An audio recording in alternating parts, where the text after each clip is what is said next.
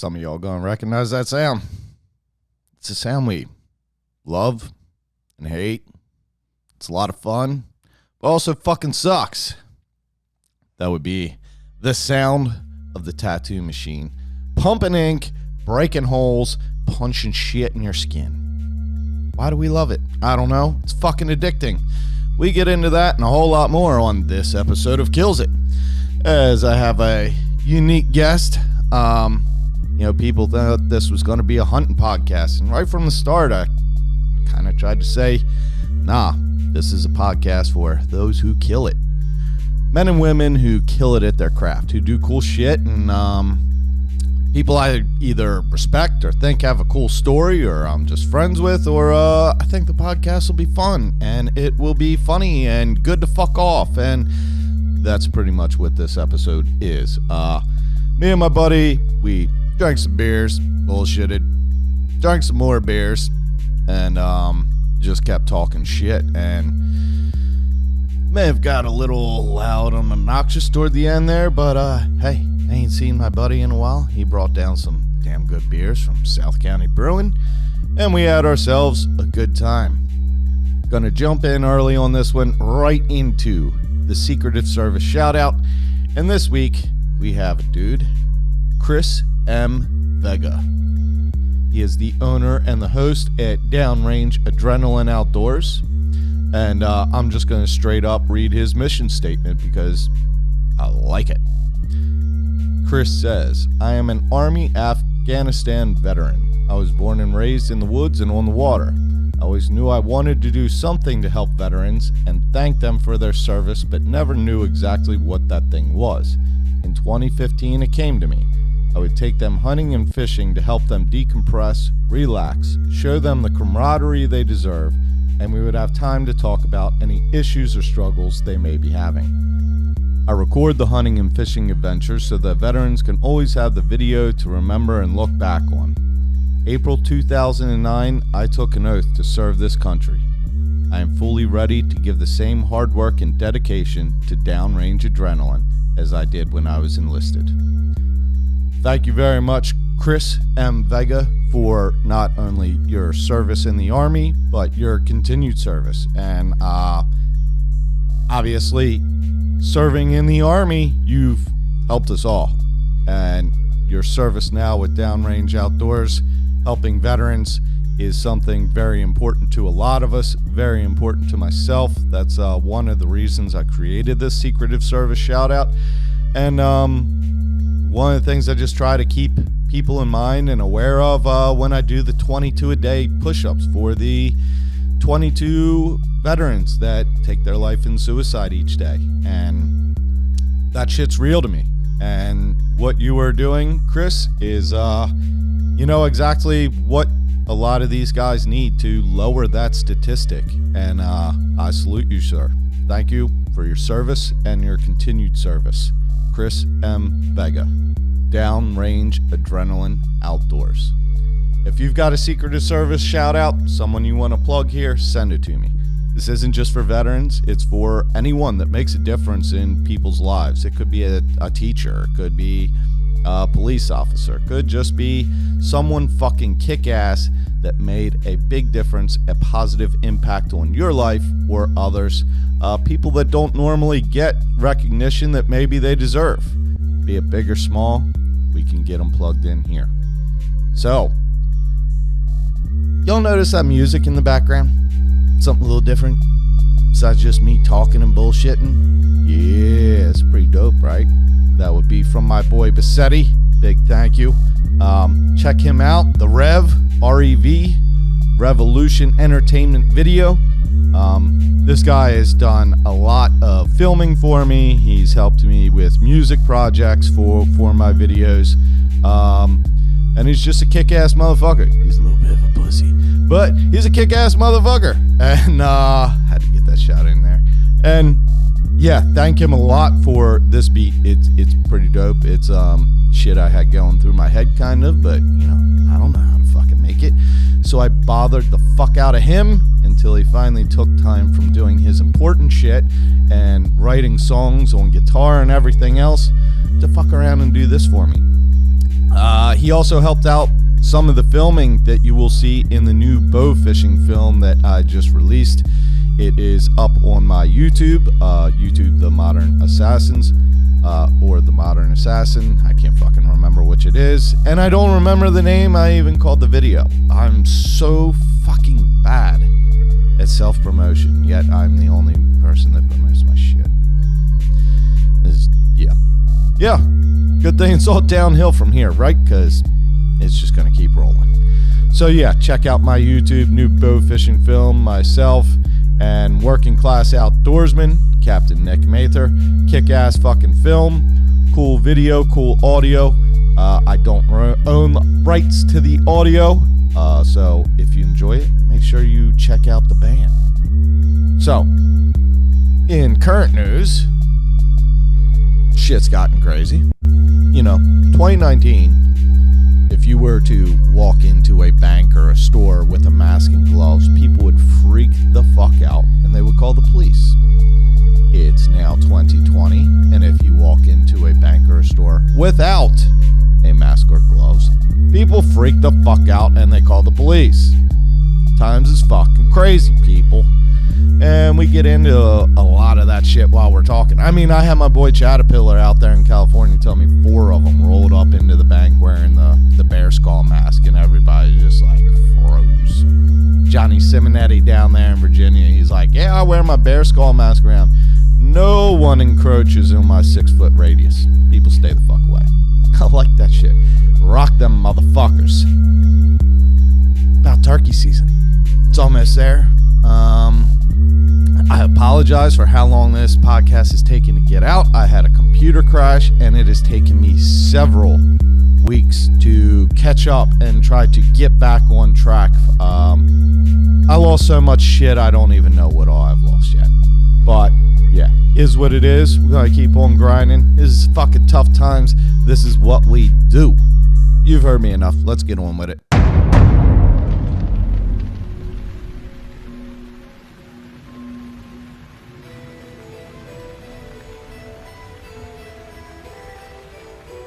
You were born primal. You were born primal. What the fuck's up, y'all? Modern Assassin. Firing off from the farm here in the Free State.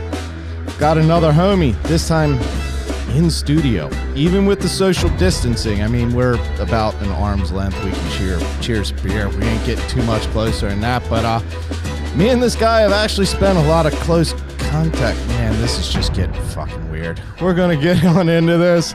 Another episode. KiLLs it. What is up, my brother? Casey Anderson. What's up? Man, come down and with beer. Thank you, Cheers. homie. Yeah. Cheers. This is a little local PA brewery. Yeah. South County. South County. It's right by my shop. No drinking and tattooing. No. No, of course not. I mean, you could, but there could be some like bad things that come out. Yeah. Dude, the guy that tattooed my very first tattoo, the guy you probably know, Stu. Mm-hmm. He was telling me about one of his drunk tattoo experiences. Just tattoo me. And he's like, no, I'm fucking drunk. No, just come on, tattoo me. And he tattooed Amy instead of Army on the dude's arm. Whoa. Yep. He's like, dude, I told you I was fucking shit faced. I didn't want to do it. So I guess y'all figuring this out pretty quick. My friend here, Casey Anderson, he is a killer tattoo artist up at your own studio now. Yep. Guardian Art Tattoo. Yep. How long you had your own thing going on? So we just hit 5 years in March. So 2015, we started Fawn Grove, Pennsylvania. It's just over the Mason-Dixon line there. Yeah. Just barely north. Yep. And you got the homie Wilson, Yep. Jesse Wilson with you. Mr. Wilson. Yeah. So 5 years you guys have had the studio together. How many years was he apprentice under you? I don't even remember, and I should know because I was one of the first people he fucking tattooed while apprenticing underneath you. I don't know when he considered himself to go like out of the apprenticeship, but I mean when you're starting out tattooing, you always feel like you're still an apprentice, no matter how many years you've been tattooing. Yeah. There's always something. Especially working with you still. Like maybe it'd be different if he went somewhere else, Right. but the fact that he's still with you, yeah. Right. 10 dude, years he's been tattooing now. 10 years? 10 years. Hell yeah. No shit, I man. know, time flies, dude. Dude. It's like I'll see the pictures on I tell you what, sometimes that fucking Facebook flashback or what is it? Memories. The Facebook memories. Sometimes that shit fucks me up, bro. Makes you feel old. Yeah, I'm like, holy fuck, that was 8 years ago. I did that. Yeah, same with saw one. of my tattoo. Yep. And I tell you what, this shit still looks fresh. Yeah. It does, dude. My tattoo still looks fucking awesome. It's got some fucked up scars through it and shit, I will admit. It's got some gouges and missing shit. You don't treat yourself very well. No, and dude, that's why I like my tattoo. I can't believe how good it still looks in the fact that I don't wear sunscreen. I never wear a fucking shirt. Like I do the worst shit for taking care of it. Now, I did an exceptional job during the healing process. Yeah. I take very good care of my tattoos during that period. Yeah. So that could have been a huge reason for it. But, you know, I remember I had a tattoo you actually covered up in this. I don't know if you even remember that. There was a small cover up in here. Well, I mean, I say small, but it was like 6 inches long, Were the trees covering it up? Right next to the train smoke. Oh, okay. There's a dark spot in the tree, I think, or the shadow, and then you have the train smoke to break up, make that big contrast. Now I'm gonna have to put pictures of my tattoo up so people know what the fuck we're talking about. But I remember I was like, yes, and I had a little bit, and my other tattoo fade, and I'm like, I said something about, I don't know, maybe I just don't hold ink well, and you're like, you ain't never been fucking tattooed by me. Just start drilling that shit in.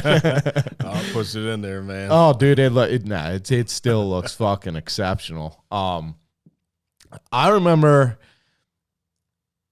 I hated the tattoo I had on my arm. It was a drunk idea. We were talking about, having a tattoo or is tattoo you drunk? No, it was fucking drunk. This chick was like, hey, I want to go get a tattoo. Will you go with me? I was like, yeah, sure.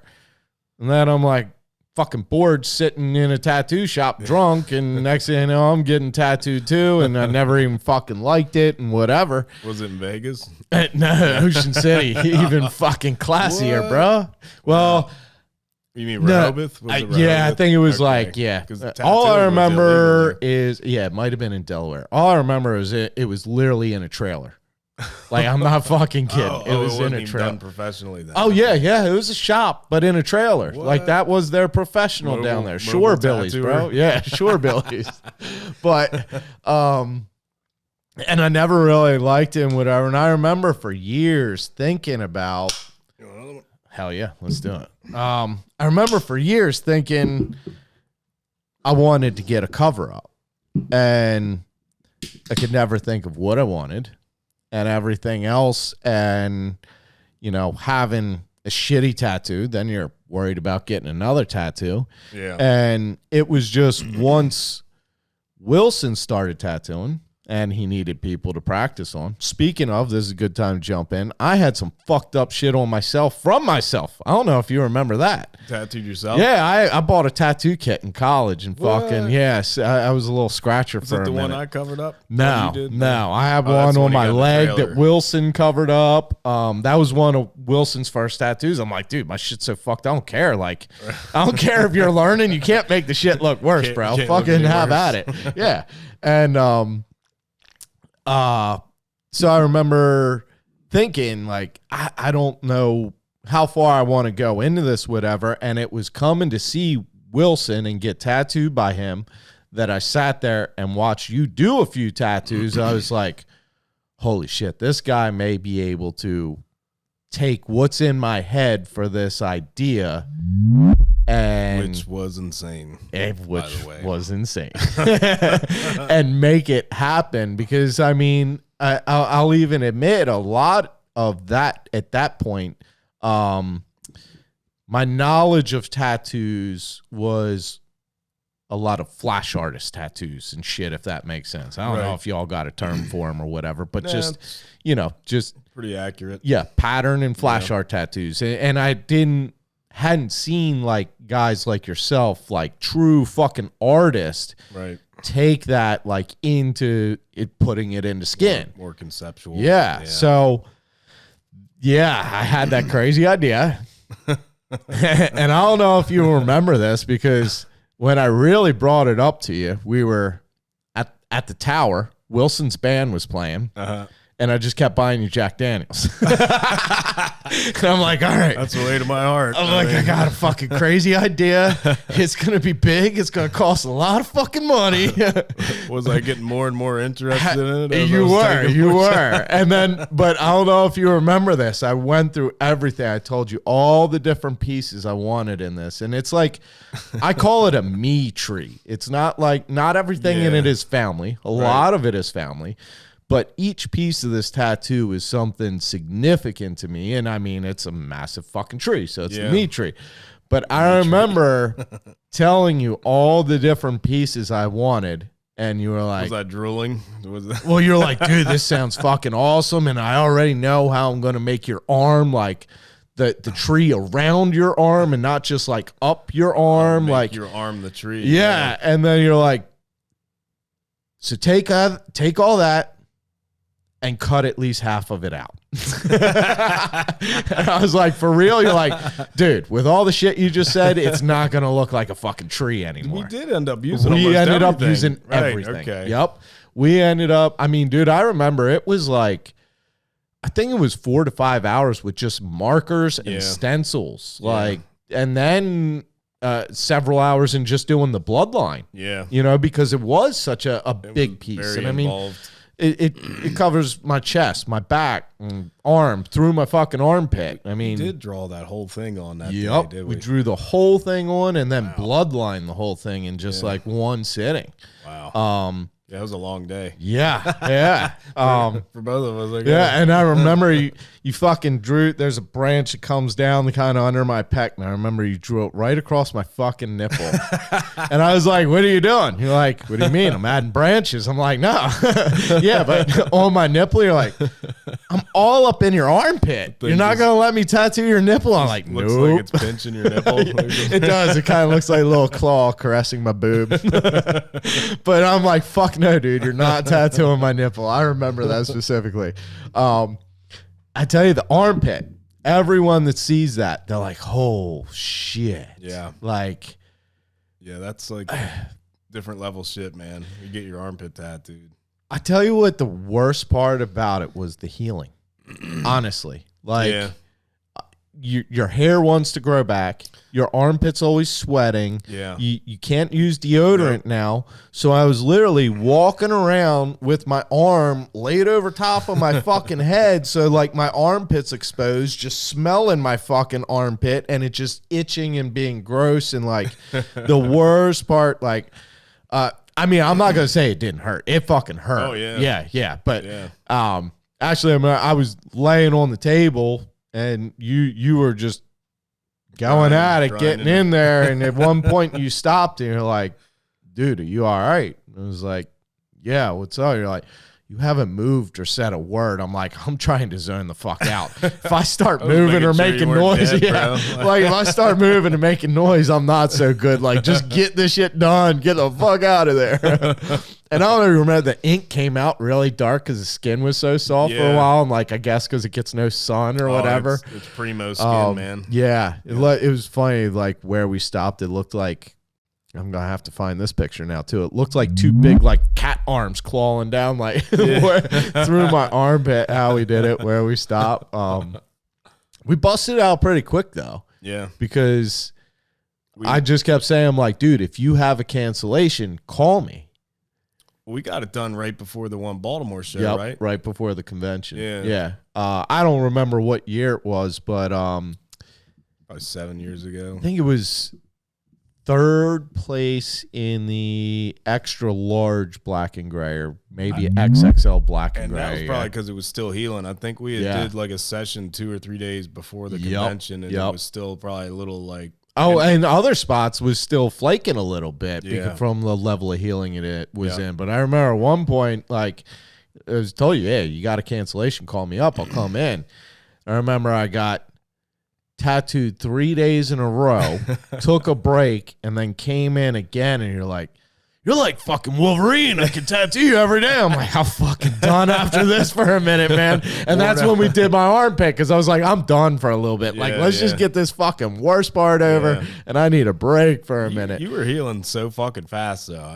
I like I said, I took really good care during that yeah. healing process too, because like, and that's what solidifies it. That was you know? before I was sponsored by Hustle Butter too. Yes, and because I was you were using probably using annd or something Yep, shitty yep. like that. fucking So, diaper ointment, Yeah. smelling great. No, dude, baby for ass. real though, that Hustle Butter is the shit. Yeah. Old Like, Richie, shout out to Richie I Bulldog. use it every now and then still, just because I have it over there, and just every now and then I'll put it on my tattoo just because it fucking makes it look so fresh and the Yeah. shit smells It good hydrates and your everything else. skin. Yeah. Well, a lot of people think that you just only use it for tattoos, man. You use it for Yeah. everything. Like if you got chapped lips in the wintertime, put it on there. Fucking Put it on your smells good. hands, Yeah, I got a smells- little bit of it. I got a little thing of it in my truck that Yeah. every now and then I'll use. He makes This- CBD stuff now too. Oh, for real? Yeah. And is there a Hustle Butter like numbing too? Does he have a numbing? Yeah, it's called Hustle Helper. Hustle Helper. You have to break the skin first. So once you get about 2 or 3 hours in, I usually start using it, because if you use it too early, the body kind of adjusts to it, and it doesn't really work throughout the remainder of the tattoo. So I usually tell people they got to suffer for at least a couple fucking hours before we could use it. It always hurt to me the most right after a break. Because, like, you it hurts like a motherfucker when you first start. That's and when I use it. Yeah, though. that makes sense, because now you got the open skin, and now you've had this major pump of endorphins, and now it's dropping. Yep. And then you go to start in an area that's just been raw, and probably thinks, oh, and you got we're used done. to it or Yeah, whatever. no. Yeah. we ain't done, bitch. We're back. Yeah, your body's like, what are you doing? Yeah, I've never used any of that stuff. A guy just told me though that he's like, dude, it's fucking amazing. He's like, next time you get tattooed, I use know it works. Jesse used it on me when he did my Ash from Evil Dead, and it's fucking awesome, dude. Hell You yeah. know, like I got enough fucking tattoos. I don't really care. And you hate getting tattooed, I right? fucking hate it. I thought so. I remember you always saying that. Like, I can't sucks. give anybody shit for not liking it because I fucking hate it. Oh, And you're yeah. covered. Oh, I feel it, man. When I'm tattooing clients and they're feeling it, I'm like, God, I know this sucks, bro. Like, we're gonna get through it. I promise. Like, Dude, that's got to be, I don't know. That's a whole different aspect and level to the shit. It's like, okay, if you want to go paint on paper, or you want to paint on canvas, you got to have the idea. You got to have things done right and everything else. But now you're working with a moving canvas. Oh, I mean, it may move, it may not, it may it's- twitch, and then it depends how well they heal as the way it comes out, and then it depends what they tell you they did versus what they actually did for when you go to touch it up or continue. It's And insane, man. I can only imagine. It's the hardest, like,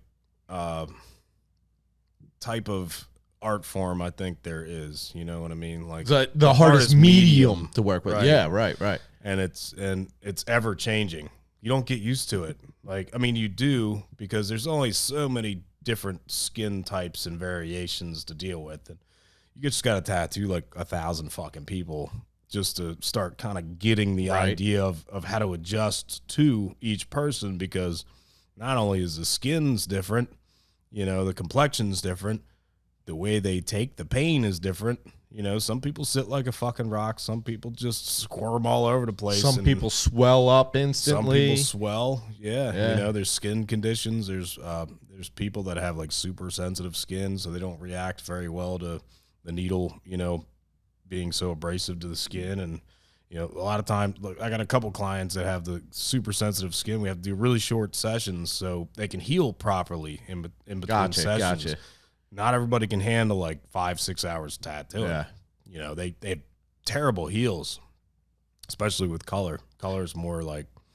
I'm not gonna lie, I don't like getting tattooed. I mean, There's only a few people that probably do. people see my tattoos and think like, or people always, oh, it doesn't hurt. Well, you're fucking lying. Like it hurts. Like I mean, now I'm not gonna lie. There was times when you were working on my arm and we were in a 7-hour session. Yeah. Where at some points I was starting to almost doze off because at that point you've been through so many adrenaline dumps and everything else, worn out, and you don't give a fuck by the time anymore. you've tattooed my whole arm, it's just the whole thing screaming. So I'm not feeling like the point. Right. And it's just like whatever. But I'm not going to say, oh, it didn't hurt. Oh like, no, yeah. Up until that point, probably it was excruciating. Yeah. I tell you, dude, even that little fishing lure you did on my ribs was still the worst part of that whole tattoo. That was worse than my armpit, everything. That fucking fishing lure on my ribs. And every time I think about that, I know that was my boy Frankie. Like, yeah, motherfucker. Oh, like, you know, because that was for my boy Frank, that fishing lure. I know he's like, that's right, bitch. But that fucking hurt. And then this last one, my hand by Wilson. Yeah. Believe it or not, felt pretty awesome, dude. The worst part was right here in the like kind of the crease of my wrist. I guess because it's so thin. Mine hurt too, right there. Yeah, I don't know. the fingers. Yeah, I don't have nothing on my fingers. I fucked them up too because I work with my hands. You can see like right away, and you can see where the Dude, drill. I knew that shit was gonna fall right out, Squeezing a bro. drill. Yeah, and I told him too. I'm like, dude, I don't give a fuck. He's like, well, it may not hold, and it may do this. I'm like, I know, I get it. Like, I'm cool with it. Fucking hit it, bro. Yeah, that was. I did make the mistake though. It was Valentine's Day, and I was single, and I just fucked up my right hand, so I was kind of shit out of luck there. Worst We all things make that happen, mistakes, right? At least it wasn't a mistake that some came worse back than on me others. 9 months later. You know, Oh, No, God. it's still here. It was actually very funny. As Wilson was tattooing my hand, my mom called me, and my mom's not a big fan of tattoos my tattoos or tattoos on me, I guess She I doesn't should want say. you to have Yeah. them, right? So my mom called me, and literally I was like, yeah, nope. Just kind of hung up on that because I'm not answering while I'm getting tattooed. She texted And I you literally after that? thought about, and I told him, I was like, what can I say? I was like, Mama tried. And I was like, you know, if you weren't tattooing my hand, I'd probably get Mama tried across my knuckles. It would work. It would, yeah. Yeah. I thought about it. And then, well, this was fucked up too. When I came, they were down the beach while it was colder than in February. And I just didn't say shit about it. And I came home and I was working on something, and my mom came in and she was talking to me, and I just kept kind of working, and I kept kind of talking, and she tilts her head and kind of gives me this look and walks over and just grabbed my arm and is sitting there looking at my hand as I just continue telling the story of whatever she asked me. Ignoring everything. And she you literally say. just like backed up, kind of gave me a look, and just walked out. It was like, Mom, I was that was a whole lot less than I expected her to say. Let me say that. You know what I mean? Expect a frying pan yeah, over your head. I guess sometimes saying nothing says a lot too. But yeah, that was what. Yeah, that's the first time I've been tattooed by Wilson since you tattooed me fucking 8 years or 7, 8 10 years ago. Wow, No, somewhere. Yeah, I think it's around 8 years Probably now. close to 9, maybe when I started it, because Maybe. the 8-year, the one that I saw on the memory or whatever, Yeah. we were We like were into- halfway through. But we your did arm. it quick. Yeah, I we mean, we did. did That's it true. quick. I mean, it was We like, did 4 sessions almost in a row. yeah, it was. I remember it was right around just over 30 hours. I think it was. I knew I could push the skin for like 3 consecutive days, but I think that 4th day I was like, I don't know if that's a good idea because shit's kind of already starting to heal at that point. Yeah, But well, we the were reason we bouncing could around, do too. that, yeah, because I had so much area. Right. We could let one area start to heal and go work on another area, you know what I mean? That's why I was like, fuck it. Like, it just worked out. And, you know, if you have a cancellation, Right. there was, at the place you were at, Ponchos at the time, Yep. there was other guys there that were doing more of the walk-ins and the flash art, and you have I mean, due to one, your artistic style and your artistic talent, you have a clientele, you have a pre-booked schedule, and pretty far in advance. At that time, you were booked, I mean, a month or two out, which was pretty crazy. And now I can't even fucking at that point imagine what you're at. Yeah, I mean, towards the end, right before I left, I kind of didn't have my schedule worked out very well, and I was just putting in all the appointments throughout the year. And I was just really kind of screwing myself out of like ever taking a vacation, or if I got sick and I needed to take off. And if you call it the COVID-19. How many people are going to get that tattooed? Oh, I already seen one. Yeah? Yeah. Not surprised. I don't think it was a tattoo. I think it was it was going to be a tattoo. Gotcha. Maybe. I don't know. Not surprised. After I left, I reconfigured all that, and I only booked like physically in the catalog like 3-4 months at a time. Gotcha. But we have like a waiting list, which I don't know, kind of bounces between a year and 2 years. It's hard to really like kind of figure out, because it's just a lot of the same people keep coming back and getting tattooed. Yeah. Normally they get their tattoo, cash out their deposit, and then go back on the waiting list. But as soon as they hear that, you're like, fuck that. I'm going to fucking figure out something else to come in and get tattooed. And I just keep tattooing the same motherfuckers over and over. It makes the waiting list longer for people that aren't like in their rotation. So, but once you've started, you want to continue too. That like too. And you're familiar with the clients too. Like, you know, and I remember sitting in the shop with you one time, and someone came in, and it was a tattoo you had started like 3 years prior, and they had never come back to finish. Yeah. And your techniques have changed, and the techniques and the equipment and all had changed so much that you were like, well, I'm just letting you know now, I can't really just finish your tattoo. Like, I can finish it, but I gotta go through the entire thing again to make it one consecutive piece now. Right.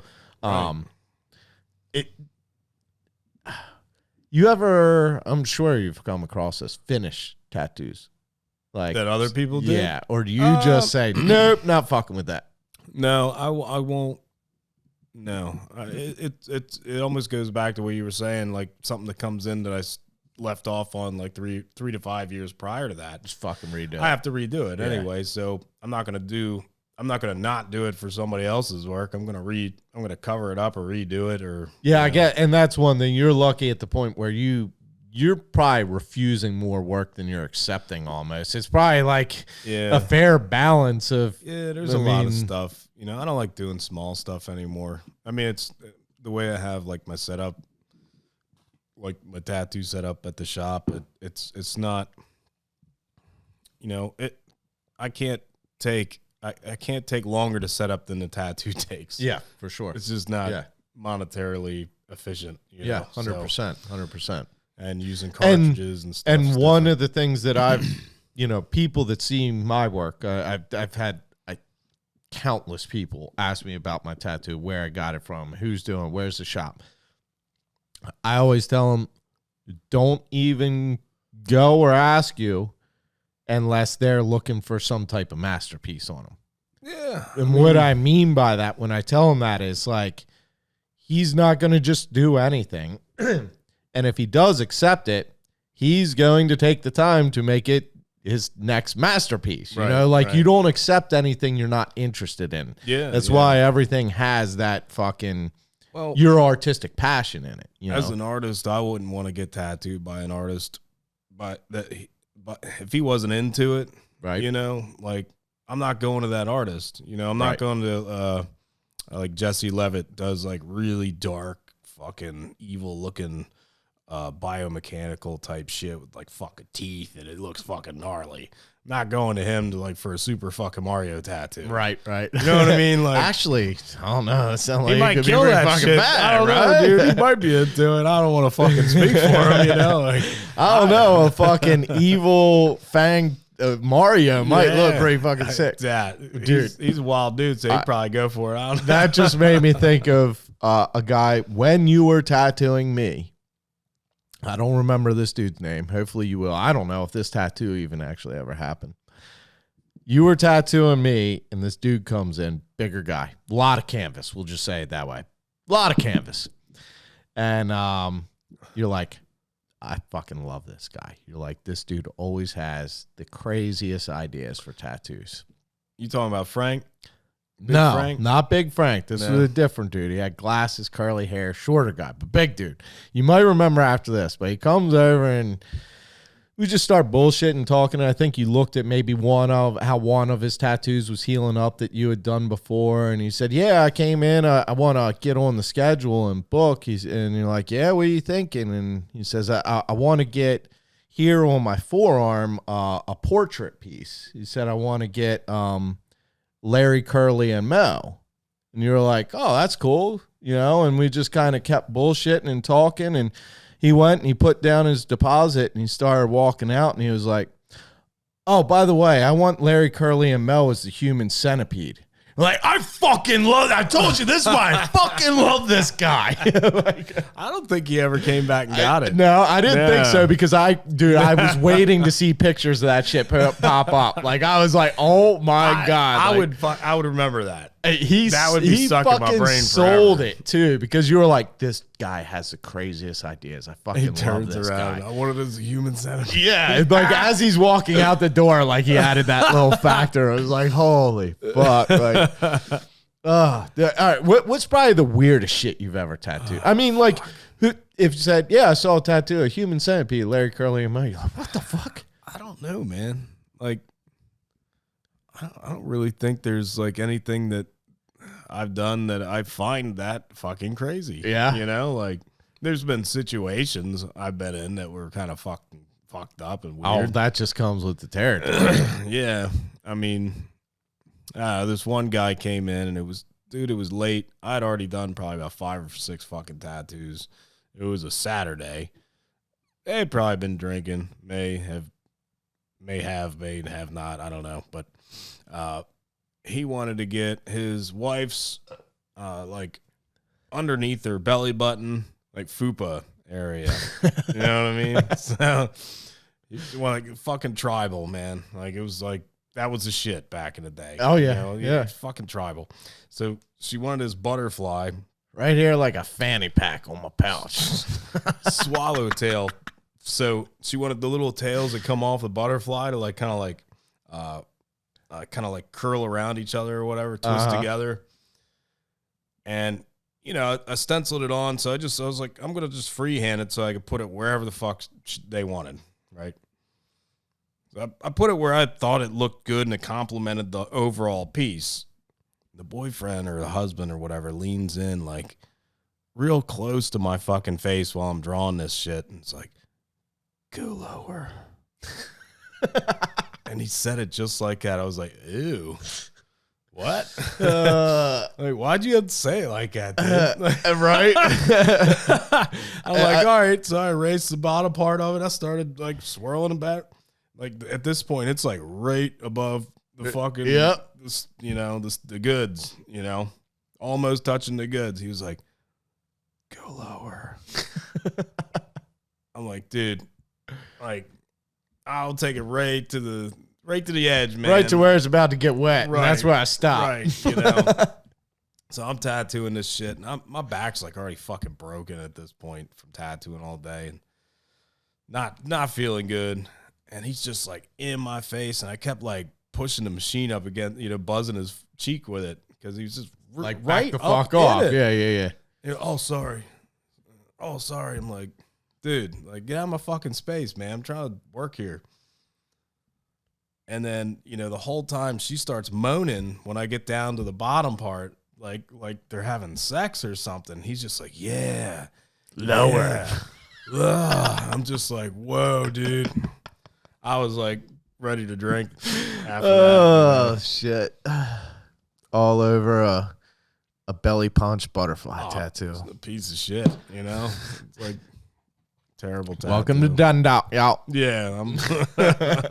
Well, I remember Again, I think I was just hanging out up at the shop because, like you're saying, it comes with the fucking territory of a tattoo shop. There's going to be some crazy shit. Oh, yeah. Route 42, man. Yeah. That's like the highway for it. Yeah. It's like the intersection of white trash and the ghetto. It's the lane in between. You know? Ballyhoo. You know And them hey, guys? don't anybody take offense. I drive down that motherfucker all the time getting where I'm going. So just saying. I live there enough. I'll talk shit all about it. Right?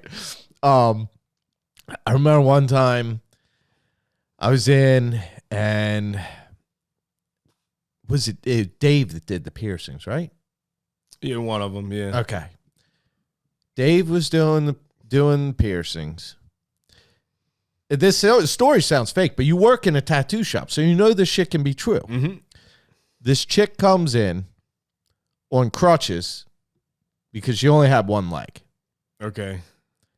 And she comes in to get her clit pierced again.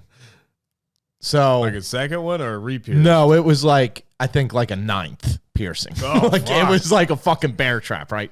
So anyway, fucking Dave goes back, and I remember they go in that back little corner room, and he's just, holy shit. Like, and Josh and I look at each other, and we're like, oh, whatever. Again, you never know. So anyway, they come out, and now she's got the piercing done, and Josh is there at the counter, and she says, well, I don't have enough money. I didn't think it was going to be that much. They're like, well, you fucking knew how much it was. Whatever. Yeah, yeah. Well, she said, well, I can transfer money from my bank to my card, or transfer money so I can take it out the ATM and pay you. And they're like, fine. She's like, well, can I use your computer? He's like, yeah, fine. You know, spins the laptop RAM. She started hitting the fucking keys on the laptop, you know, transferring money. And you see, I say that with quotation marks. Uh-huh. Transferring money. Spins the laptop around. And she has brought up a video of her standing on her crutches and her one leg and fucking weights, like fishing weights, swinging around from her fucking piercings. And we're all like, what the fuck? She's like, well, I figure I'd show you. Like, no, get your money paid. Get the fuck out. Like, Oh my god! Yep, and I would remember that. I must dude, not just have been no, at- you weren't, or I Yeah. probably would have been getting tattooed by you. You know, if you were there. It was a day I think I just happened to be going by, and you know, I would pop in and hang out and bullshit with Poncho. That's and one of the best things about dude. going to Ponchos is like you just stop in on any random fucking day and there's some crazy shit happening. oh, it was like a Walmart and a circus and like a metal show and a biker shop Jerry all Springer. at once. Hell yeah, that was entertaining as fuck. Did you know about the hermaphrodite we had come in? Enlighten me. You have my attention. Dave the Piercer. Actually, I think I Did you hear this story? keep going. I All think right, I have. So this person comes in and they had a beard. Person. Let's keep it politically correct with the pronouns. I don't know what they're supposed to be. Yeah, so we'll just use person. It had both. It was a person. It had We'll both. just stick to that. It could be anything it wanted it that day, you know. But the motherfucker had a beard, so yeah. Yeah. So he comes in, he's like, I want to get a genital piercing. And Dave's just like, all right, man, that's cool. He don't give a fuck. He'll pierce anything, dude. Yeah, He'll as give the a story I shit. just told. Right. The So, fucking bear trap pussy on fucking trapeze. you know, anything is going towards like hermaphrodites, anything. You know what I mean? Like, but he doesn't know that yet. Okay, so I'm getting a little ahead. So the person, he's like, all right, here's the paperwork, fill out. This is how much it costs to do it. And the guy was like, I gotta tell you something ahead of time. I have both. Oh yeah, Dave's like, both pierced. both what? He's like, I have both genitals. And he's like, oh, Pancho, come here. Well, anyway, he does the piercing. Dude don't give a fuck. He did not give a shit. He got the piercing. I done. remember He Dave. let Dave take a picture of it. He didn't care. He didn't care. It's the only reason I'm telling this story. The dude didn't get fucked. I guess it's a dude if he was getting his dick pierced, but we would say it was her if she was getting something else pierced. I don't remember. I think Dave showed me the picture, either. but I was probably just completely blinded by the situation. And Because taken away by the beard. Because the funniest part of the story was, when Dave Both called, what? When Dave, no, not even. When Dave called Poncho out, he told Poncho, he said, "Hey, this guy's got something to tell you." And he looked at Poncho and he said, "I have both genitals." And Poncho's just kind of staring at him. And the guy was like, "You can put your teeth back in your face now." I lost it, dude. Me and Dave could not stop laughing. And then Poncho's looking at him still like, what the fuck? I could see Poncho's face too. I could see Poncho's fucking face. It was so funny, dude. Oh shit! You couldn't recreate it. I can't believe this ever happened. Oh my god, that was shit. good. You can't make it up, That's fucking hilarious. Do you know about the kid that got pierced, shit his pants, passed out? Please tell me this one. Oh, man. This is my all-time favorite, man. This kid came in and, I guess, I don't know, didn't have parents, so his grandfather came in, and I guess he was his guardian or whatever. So he comes in with a buddy of his or whatever. They're both getting, let's say it's one side, like a snake bite or something, maybe pierced, something in the lip. Yeah, I can't remember exactly. But my booth was right next to the tattoos or the piercing station. Yeah, So yeah. I got that door was right behind you. Eavesdrop on everything without even trying, dude. So even through the metal blaring while you yeah, tattoo. dude. Well, sometimes you couldn't hear it, and I could hear more of the piercing shit going on. Sometimes I don't want to hear what's going on in there, but he fucking, the kid comes in with his friend. He's acting like a real fucking douchebag, man. You know what I mean? Just Hardcore. just a dick. We could be assholes. We could talk shit. This kid was just like, yeah, you're going to pass out. Just acting all fucking creepy and shit. I just remember wanting to throw up. And the kid was talking shit to his friend. His friend got pierced. Awesome. Did a great job. Didn't even flinch, didn't pass out, nothing. Dave's like, all right, man, it's your turn. He's putting the clamps on his kid's lip, and he was like, you look familiar. He's like, no, I don't think so. Dave's like, nah, I think I know you.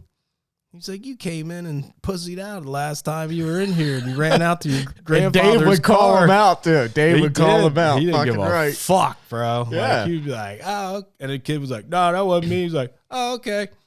Dave knew. You know? So he continues doing the piercing, man. He does the piercing, pushes it, needle through his lip, puts the ring in.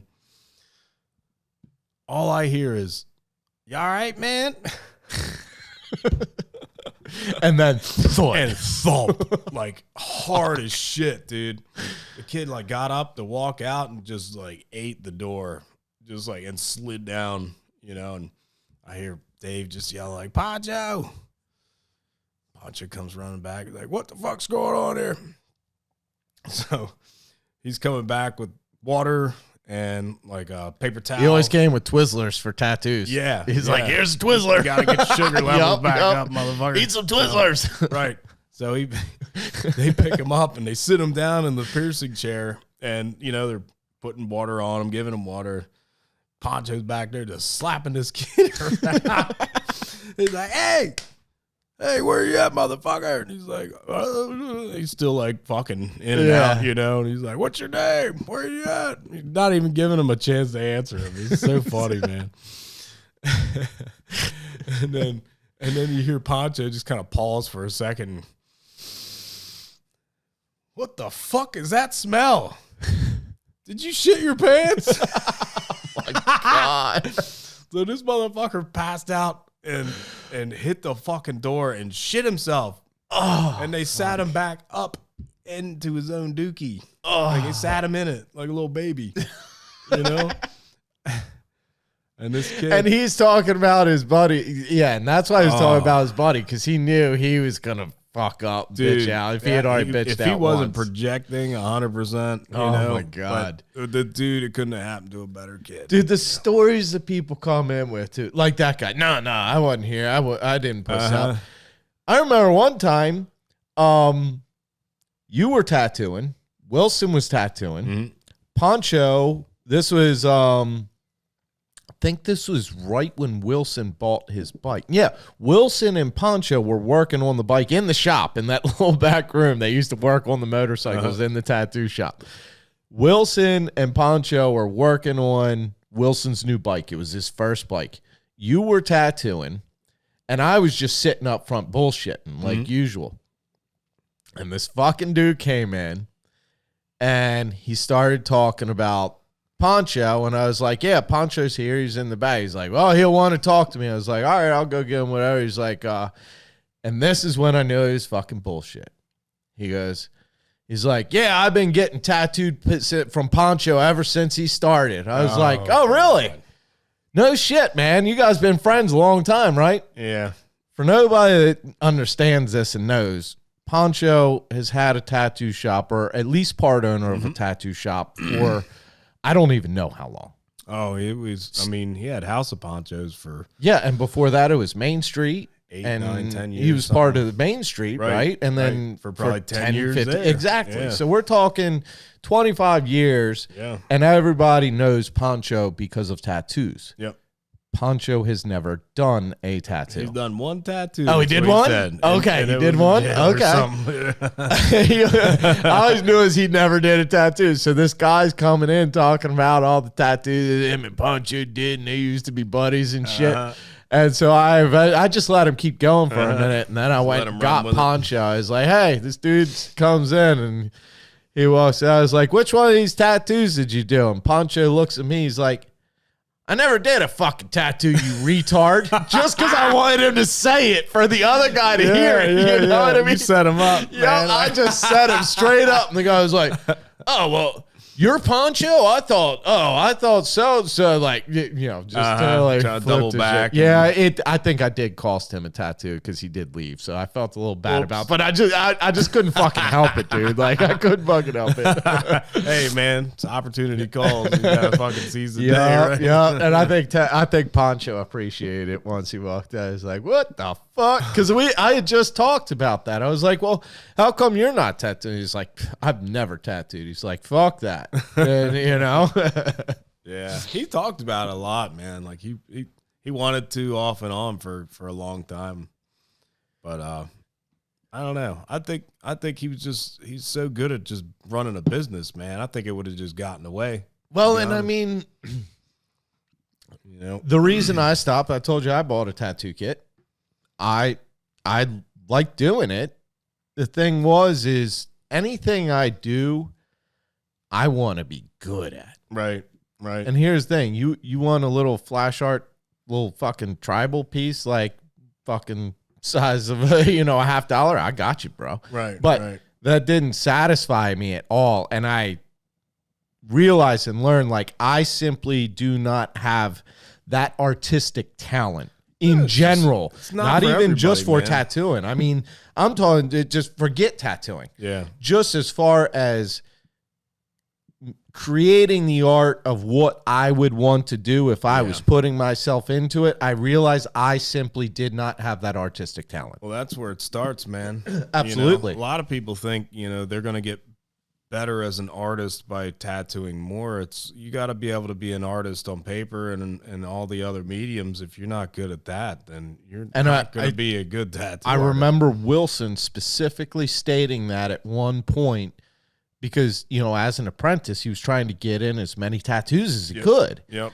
And I remember at one point he started just doing basic shading and shapes on paper again. Yep. And he was like, I did too. I had to go back and maybe it was you I saw doing it then. Yeah, I just remember at that time almost like a refresher of sphere with lighting. Yep, and hitting yep. it probably was you cone. then I saw it. Yeah. Like you kind of get away from you get so involved with tattooing that you forget the basics sometimes. Makes And sense. The basics are they're the foundation of the fucking tattoo. Yeah. The lighting is Right. like your portraits. It's the lighting and the highlights and all that is Right. what makes it so realistic. But I look at everything as simply as possible. Like there's a thing called squinting. Okay, it's almost like adding contrast. You're cutting out a lot of like the mid-tone stuff. You know, Okay. when you squint at something, like it almost blurs it out. Kind of like you start with a hard line and work off of that basic shape. It's just basically when you squint at it up close, it's almost like how you would see it farther away. Gotcha. So if it looks good when you're squinting at it there and you're looking at it farther away, if you're going to see it farther away, you definitely want to see that fucking Take tattoo out the fine up close. detail. Right. Yeah, yeah. But when you come up up close, as long as the basic shading is solid, all the details, are just an additive. Right, right. And then that's just where the magic is really, and putting a couple stupid highlights in it, and it just blows people's fucking minds. I noticed from a few of the posts that you've shared that it looks like your daughter has picked up your artistic talents. My daughter is amazing.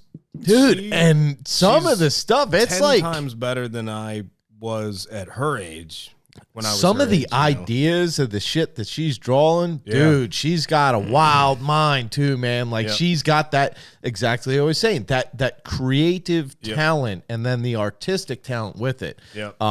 That's is cool as fuck to see you sharing her pictures and like, cause some of them are badass. Did I take a picture of the last one? If you did, then we'll boom. Where's it at? We'll boom and put that shit up there. Yeah, I took a. But yeah, like I said, I just knew I didn't have that, and like that's when I lost my interest in tattooing. Is when I realized like maybe I'm not as good as an artist on paper as to even be as well of an artist as I want to be on the skin. Like this just kind of this isn't. It's a where lot I of wanna work, go. man. It's kind of like you have to go 100%. You got to jump into it like a cold swimming pool, dude. Yeah. And not think twice about it. Like when it's a dedication is what you mean. You gotta put everything. You gotta to be it. about it. And I was in college. Yeah. I was fucking off and I was partying and whatever. And I just I didn't have that, is what you're saying. Yeah. I did it part-time for probably 6 or 7 years, maybe longer. I don't remember. I started in 2000, so it's been 20 fucking years. So No shit. there's a lot of missing information, but, when I was doing it on the weekends after work, doing multiple different types of jobs, started out like warehouse work and whatever, like then doing construction and trying to do construction throughout the week and then go fucking tattoo for like the rest of the weekend. You're working 7 days a week. Yeah. After doing all that shit, and it was killing me, and I didn't feel like I was progressing as fast. When I got the ponchos and I went full time, that's when I really the dots started connecting themselves. Yeah. Yeah. The dots were scattered throughout that 6-7 years of doing it almost like a quote unquote hobby. Yeah. But when you take now that leap you're of faith, in that environment, it's fully engrossed into it, you got no choice and but it's how to you pay your fucking bills. start swimming with the sharks or Yeah. get eaten. Right, Sink sink or swim, right? Yeah. Like that's it. Yeah, for sure. So it forces you to get better. You know what I mean? It's like, fuck, now I got to do this right. Yeah. You know what I Yeah. mean? Or I got to go back to hanging drywall or something, like. And I mean, ponchos, obviously you spent countless hours there over. Oh, yeah. So when I'm speaking about this, it's from my experience. But like you said, Poncho wasn't the tattoo artist. He was a good business owner. Right. And a good tattoo shop owner. He had the gift of gab. That he fucking did, I man. would say 90% of the clients would come just to hear him. Dude, that was why I shit showed to up, him. just to show him, listen to the shit he'd have to say sometimes. But I feel like that was also a really good build for you as far as I taking owe a your lot own of business. I owe a lot to Poncho, really, and some other artists and whatever may not see it that way, because there's some artists in the business that just really don't like tattoo shops owned by non-artists. I can understand that. I get it. It's a purist And I type could thing. see, especially in the newer age, where it like I said, tattoos now is much more of an art and an art form than when you look at Poncho's day 30 years ago when he started the shop. Who was getting tattoos 30 years ago? Fucking bikers. Yeah. It was like bikers and what people would consider delinquents, basically. That's it. And what was Poncho? A fucking delinquent biker that was good at business. So it worked, Degenerate fucking biker. right? So it worked. He fit the model. So, I mean, I guess I can understand that. Like, people like, well, how are you going to own an artistic shop and try to instruct and promote art when you're not an artist yourself? Right. But at the same time, you got to look at, I mean, the old man's kind of grandfathered in. Like, he's a fucking original, bro. Yeah. Like, He's anybody OG, that man. knows shit about this area, they've heard his name. Yep. Everybody To the knows point where Poncho. people claim they've been tattooed by him, and they haven't. I always told him he was Willie Nelson famous. Right? Everybody knows his name that's around here. Yeah, for sure. So what was that like? I guess that had to be, I would think, pretty scary. I mean, taking the leap to your own shop, man. And I mean, to a new state. And I had a lot of support from my wife, and, my parents always supported anything artistic that I did. I was lucky that way. Yeah. Because there's a lot of parents, man, they're like a little too conservative with that kind of shit. And go get a job that's going to make money. Yeah. Nobody's going to pay for you to paint pictures. Right. And I get it. I see that point now that I have a daughter. You know what I mean? Right. Like, I'm kind of like, I got to be supportive. You know what I mean? But I don't want her to fucking do something stupid. So I get it, and my parents, they did the same, They were a little, like, Probably didn't think it was the best idea for Right. you, but they supported it because it's what you wanted. There's a fucking term called starving artists for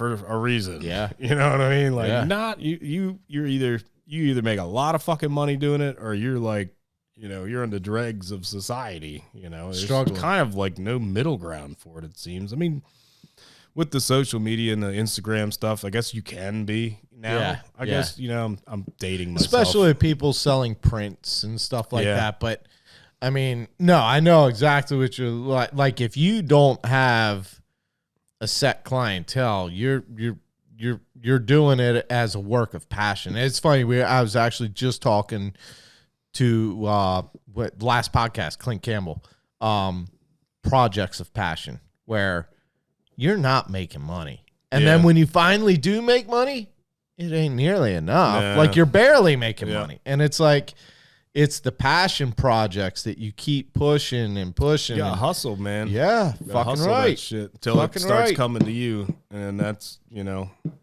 it will. If Like, you work for it, if yeah. you build it, they will come. And I figure that's exactly the way you say you're in between with your daughter, like right there. Yeah. But I can already tell you're gonna watch her and evaluate. Like, look, if you want to really do this, you can. Yeah. You just got to make sure, and possible. you got to work at it. Yep. You got to want it, because it ain't gonna come fucking easy. And that's she's talked about wanting a tattoo, and I think that's pretty awesome.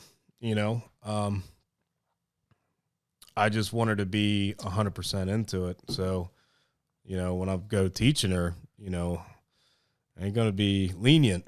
It's Yeah. gonna be hard. It's Yeah. way harder for her, than any other apprentice. Because I expect a little bit more. Yeah. But I just want her to be as into it as I am. I can't say I've kept up a lot or whatever, real frequent, but more than once I've seen you post several pictures of hers that she's painted, and I mean, she's how old is she? 14. Okay, see, that even puts it even more into a perspective of Yep. what she's creating versus how old she is. But and your wife, she So she's got what, the dancing still and everything with that, or she hadn't done anything with the polling industry in a while. She had that Pandora Fitness. Yeah. See, and I always thought that was so awesome that both you had your own thing that like you made. Well, like I always like. I think it could have worked out very well, but at that time, the industry Ahead was of the curve. very taboo. I think she was ahead of the curve. Yeah, I think so too, because she adapted so quickly and got good at it.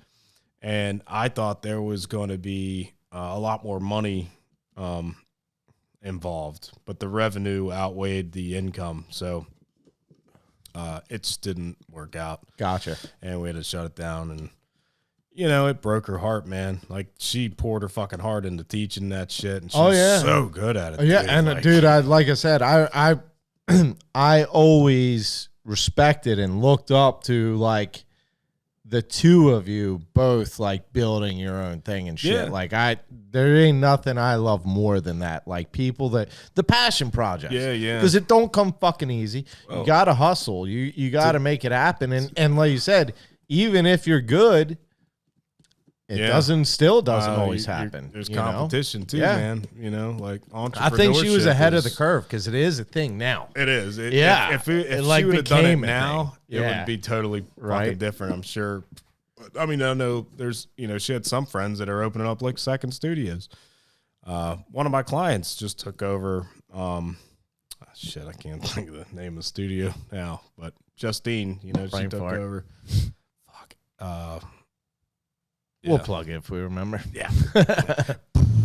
Whatever the fuck. I just. But yeah, I mean, like it. Like going back to it, had to be scary, right? Like to say, I got clientele. I've got a couple months of clientele, and in that transition period, you're obviously not really making much money. You're now cutting off your income to build a studio and hope your clientele follows you. And actually, I mean, here's the thing, and you know this more than anyone else. Yeah, dude, I'm going to come up. I'm going to get a tattoo from you. Yeah, man. Hell yeah. Cool. I'll talk to you soon, bro. That's and then when do you fucking hear from them or see them again? That's every bar you go to, and they find out you're a fucking tattoo artist. And I mean, and here's the thing, even your regular clients. I mean, here's the thing, dude, Casey, I'm going to come up and get a tattoo. Oh, fuck. That's right. My car insurance is due this month for the year. Yeah. Well, dude, now, and I forget to hit you up, but it's like my bills change. Dude, I would imagine that happens in your industry more than any other. Yeah. So then you're like hoping, okay, yeah, my clientele says they're going to follow me and I'm going to get this going, but you always got that, man, because my job type, it's something that you want. It's not something you need. Truth. It's not open heart surgery. So, it's easy no to one write needs me a right tattoo. the fuck off when you ain't got the money, so it's not like you're going to die if you don't get the fucking tattoo. Right. Although some people have fucking proved me wrong on that. So you would think they were going to fucking, they weren't going to live another day unless they got to get fucking tattooed. So I'm eating my words. Mm-hmm. Whatever. It's the truth, though. And people know how it is. Like, and I mean, you hear a lot of people say, like, God, it's been so long since I've been tattooed. Like, I just need to get a tattoo. Yeah, what are you going to get? I don't know yet, but I want to get a tattoo. People like to get fucking hurt, man. Dude, it pulls them out of the reality of, like, everyday life. And, it's like getting hurt and getting them endorphin rushes are just, like, I remember I remember one of the branches like reaches right by my spine. And I remember you were tattooing right across my spine, and I kind of like it gave me like a tingle. Like a chill. Yeah, and I like and I stopped, you're like, hang on a second. He was like, I ain't got long right here, just hang on.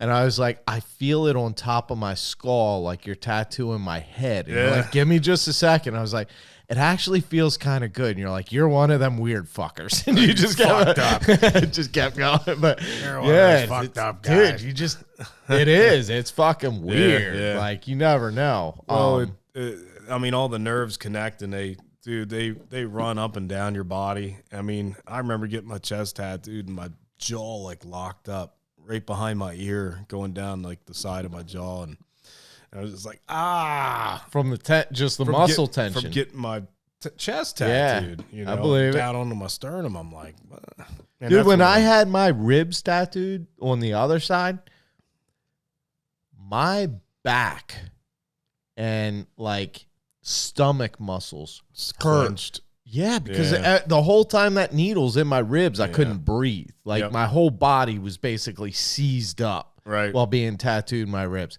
And the next day, fuck the tattoo. Your That whole shit body didn't was- bother me. Oh my God, Couldn't my walk. stomach muscles and my back, I was dead, dude. Yeah, dead. yeah.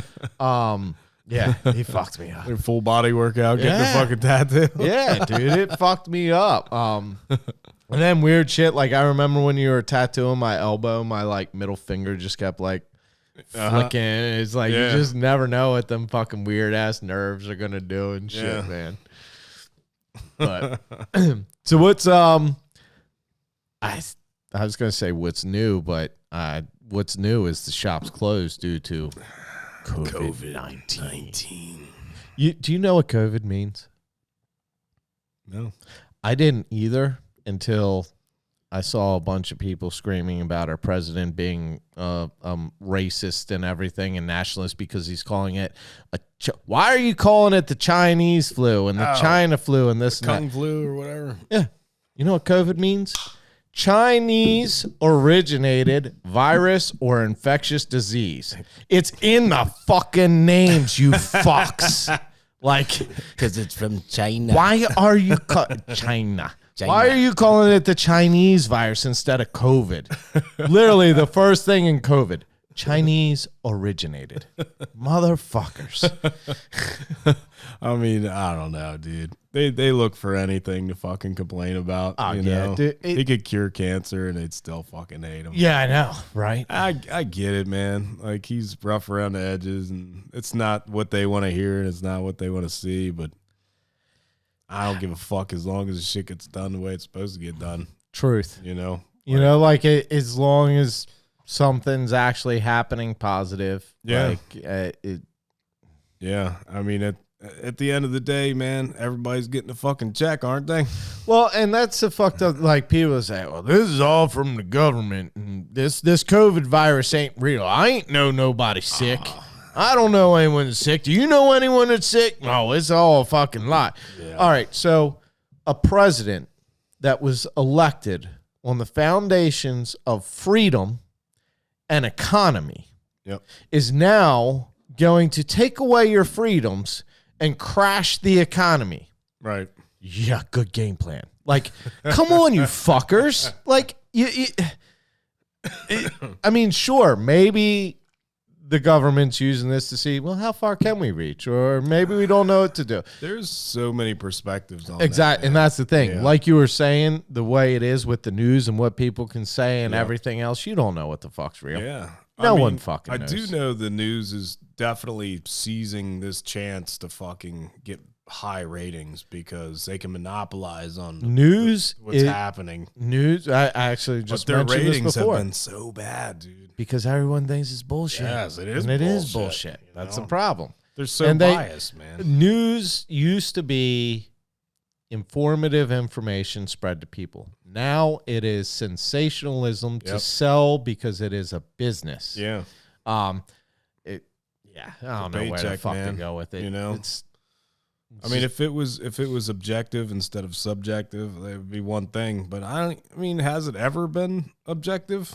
There's always been biases in fucking I always thought it was journalism. you I know? always thought the best name for television, and it started when there was only 3 channels.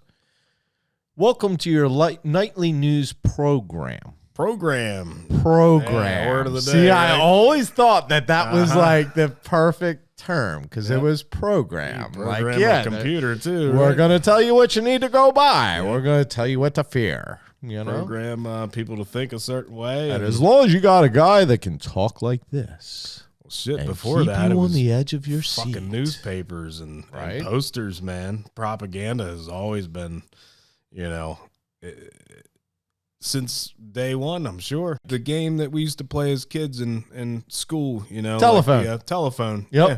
By the time you said that one fucking thing had gone through like 25 kids, that's only 25 people in the same thing. room talking ear to ear. Yep. Let Whole thing alone changed. Yep. It's the same bullshit. Fucking crazy. Yeah. We're going to have to take a minute here so I can take a piss after this. Oh, yeah. Beer. Just keep it rolling with a little less beer and a little more of a buzz. All right, so we were talking about how the tattoo, I mean, everything is, but the tattoo industry is changing. Oh, yeah. Especially tattooists. Yeah. I mean, Different generation of tattooers, man. well, like we said, talking about, you were saying, you know, a lot of people don't like the fact that a non-tattooist owns a tattoo studio. Yeah. And we were talking about how it used to be the roughnecks, the bikers, the Yep. fucking hillbillies, the delinquents. Ex-military guys. Yes, Yeah. just the rougher. Hard asses. Yeah. Yeah, the people. I mean, you used to get judged a lot more for being tattooed. It's more common now. And it was the people that More just acceptable. didn't give a fuck about being judged were the people that were getting tattooed, really. So what's it like now? Like, I mean, there is a. I'll say it, they're pussies. Go ahead. You can Oh, continue. sure. I said it. A lot of them. I mean, I think, you know, just the generation altogether is just pussy, Yeah. pussified, Yes, man. 100%. But it's bleeding into the tattoo industry for sure. Now, don't get me wrong. There's like better artists now, so the competition that. Yeah. is pushed harder. You know, so you know back then you had the hard asses that weren't really Well, you that couldn't good have, not long ago, you couldn't have a guy that was maybe soft-spoken but a good artist. He Right. would have never survived in no, a tattoo not back shop. then. Yeah. No. So it's, you know, the plus side of the acceptance is there's more people getting tattooed, there's more business, but at the same time, And you're propelling artists. there's more artists to compete with, and you know, it's almost getting like watered down sometimes, you know, and everybody wants to live that lifestyle more than being the actual artist. Okay, At so the same time, you know. lifestyle. Let's Yeah. take it there. Lifestyle and competition. Mm-hmm. Not long ago, I say not long ago, but it's probably been near 10 years, they started taking artists and making it a competition on TV Yeah. and promoting the lifestyle and shit. Right. I would think that has drastically changed the industry. I would think with taking, okay, everything on TV is made to be entertainment. So they take only the best of what something is. They don't show the grind. And I don't mean necessarily the best artists. I mean that just like they don't show the bullshit and the little shit and everything else. Everything's all glamour. It's very produced. Absolutely. I've talked to a lot. Absolutely. I'm still friends with people that have been on the show, and Gotcha. You're basically a character. Yes. They pick you out of a crowd of people that are trying to get on the show, and you have to fit a criteria, and you have to be almost like an actor. You know what I mean? It's not even about the fucking tattoo. It's not Like, about the not talent. the craft. It's anymore. okay. You Gotcha. know, the day I saw one of the challenges was cutting designs into people's hair with clippers. I was like, this has nothing to do. I mean, there's an artistry. Sure, it's artistic, in but what the fuck's being it a got to do barber. with tattooing? But it has, you're crossing fucking spectrums there. You know what I mean? Like, it's different realms, man. Yeah. Like, I mean, if it make the show about competing artists at that point instead of tattoo artists. Yeah. You know what I mean? Like, it was supposed to be specific. And then I guess maybe they start running out Well, of I mean, ideas. it's like, I guess it's kind of like anything. Like, you look at the fucking Walking Dead, like, it was cool when it started, and then you get too many seasons in, and it's like, holy shit, like, Yeah. where the What fuck is is anything ruined even at? TV period is fucking politics. True. The Walking Dead was my all-time favorite fucking show up until about season 7 or 6 or whatever it was. And, you know, you started getting this like late or 2000s political fucking shit. It ruins everything, man. It cuts your fucking viewership down in half. I mean, it does. It just fucking does, dude. You know, when you put in, already, you know, a zombie apocalypse is already a fantasy. Right. You know, I don't know. According to the fucking, if you read Facebook right now, I think the shit's upon us. Like this is how every fucking zombie apocalypse movie starts, and it's gonna start when they come up with the cure. Yes. It's gonna be when they come up with the vaccine. COVID-20. They're gonna be like, it killed the COVID virus, but it also killed man. The problem is temporarily they didn't stay dead. It's coming. Dude, I'm telling you, man. Like, I'm ready. I'm ready for that shit to fucking break loose. You know, it's funny, like, everybody's buying fucking guns and shit, and like, there ain't no ammo anywhere. Like, it's fucking, fucking anti-gun people. Bernie Sanders is about to buy himself an AR-15. Yeah. It's the way shit's getting. But it's like, you ain't panicked. I ain't, you know. Motherfuckers, we've been prepared since the Obama administration for this shit. Are you kidding me? They released statistics on, you know, the recent, like, super gun buy thing. And it ain't us, man. We, like you said, we've had our guns for a long fucking time. It's new gun owners. Yep. And they're quickly realizing that it's not that fucking easy to get one. Exactly. And they're getting kind of shitty about it. They're like, well, I need it. It's like, well, I get, and I mean, it's different state to state and everything else, but I think everyone. This was California, by the way. Yeah, they're complaining they can't just walk out with it. Yeah. Yeah. And motherfuckers are walking in wearing face masks, not because of the coronavirus. This was actually a story that was just told by somebody I was listening to on YouTube. I can't remember his name, but he said he didn't want his friends to know he was coming in and buying a gun. That's why he was concealing his identity, not protecting himself or everybody else from fucking the I know a guy that he would like to consider himself a gun enthusiast, and he has a couple guns, and his wife knows about none of them and cannot know about any of them. He cannot keep them at his house, or she would fucking leave his ass. Really? If it wasn't for that, he would have several more. Yeah. But that to me is fucking crazy. Like you say, you got to conceal it. And it's like, okay, a guy I work with, he was with his wife and some of their friends and at a party, and someone started talking about a knife. And apparently that a crime had happened nearby. Someone got stabbed. And they're like, well, what kind of person would walk around with a knife? Like they just couldn't fathom it.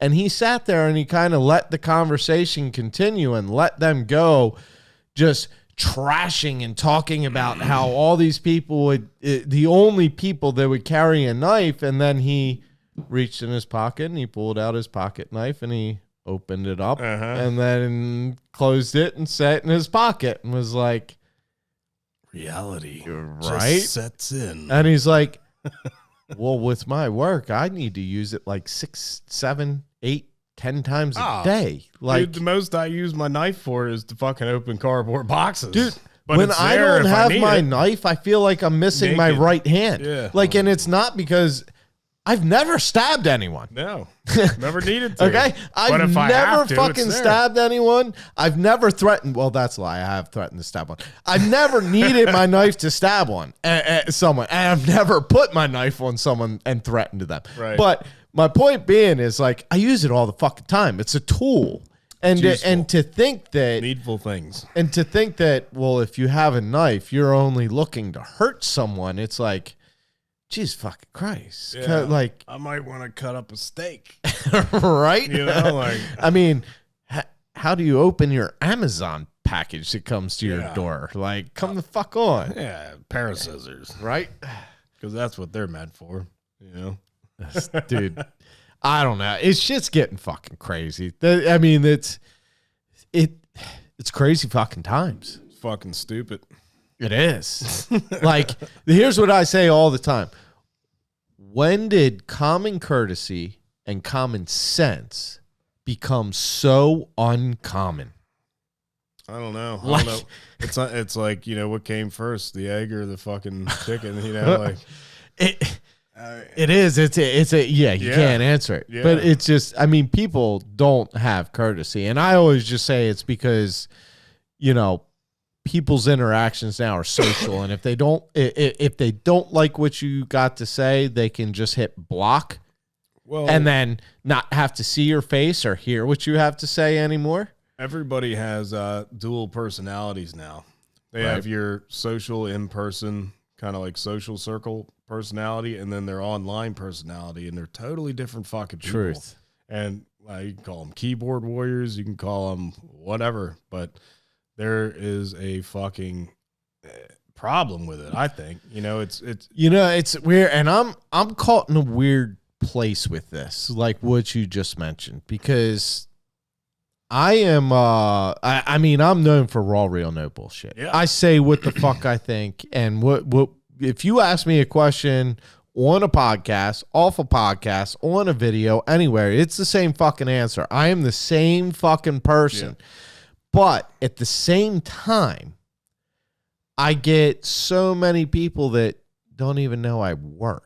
They think this Yeah, is all I this do. is And all it's you like, do. but I work every day. right. And then, like, I had a guy make a comment one time, and he was just kind of being funny, being an asshole.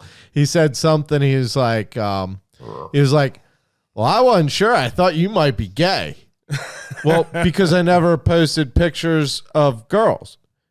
Why? Because I don't make my personal life Yeah. a social topic. Exactly. And I'm not like pretending to be someone else. Right. There's just, I mean, I've just found if you put your personal life as a social topic, it becomes a social topic, and your personal life is no longer personal.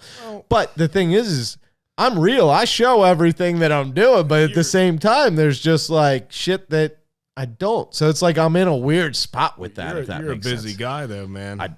Yeah. You do a lot of shit. I mean, on top of that, you work, you're doing this, and then you're like bow fishing, and you got the Yeah, other. I woke up, I fucking Instagram. pulled the well pump here on the farm, put a new well pump here in the farm, went to work, left work a little bit, busted my ass so I Yeah. could leave a little bit early so we could do this podcast. Yeah. And now I'm leaving here, Dude. rushing to a boat ramp so I can take people out to kill fish. Yeah. It's Being an entrepreneur Like- is a full-time job. it's a man. motherfucker, and Yeah. it don't pay much. Nope. But I couldn't live any other way, dude. Like I could not. I'm the same way, dude. Like I was sitting at the house, I was off for a week because of all this fucking shit. And I mean, you see A all week the- so far. You see all the face swaps I was posting? Oh my god, the one with the cat. The one with the cat's fucking epic, bro. It looks too it looks too real. I'm I'm gonna was have to losing my hang fucking on a mind. second. That's right, we're gonna have to sync them in here. I was losing my mind. I'm just sitting there for like 2 hours doing face swaps. I'm like, what the fuck am I doing? with my Oh life? Jesus You Christ. know? I just made a post a little bit earlier today. I was like, okay, so what I've gathered from social media is the coronavirus has come from a gay dude with tigers and meth. Because that's about the only thing that's on social media. Tiger King, Tigers, That's all I'm meth, seeing and is fucking shit. coronavirus. redneck, Jesus Christ. redneck polygamist with two boyfriends. I don't even know, dude. I all I'm seeing is posts, and it's I've seen Dude, enough to where I don't want to see more. I'm pretty sure I saw this on Jerry Springer like fucking 20 years ago. You know what I mean? But It was like an every afternoon thing. on Jerry now Springer. it's a lifestyle. Now we're just throwing in bestiality. Welcome to 2020, Bring back motherfuckers. Jerry Springer. That's what I'm saying. 2020. Oh fuck, We need, dude. we need Jerry's final fucking what was his final Final thoughts or whatever. Yeah. We're in a downward spiral. You know, a friend of mine, she says, do you think things are going to go back to normal?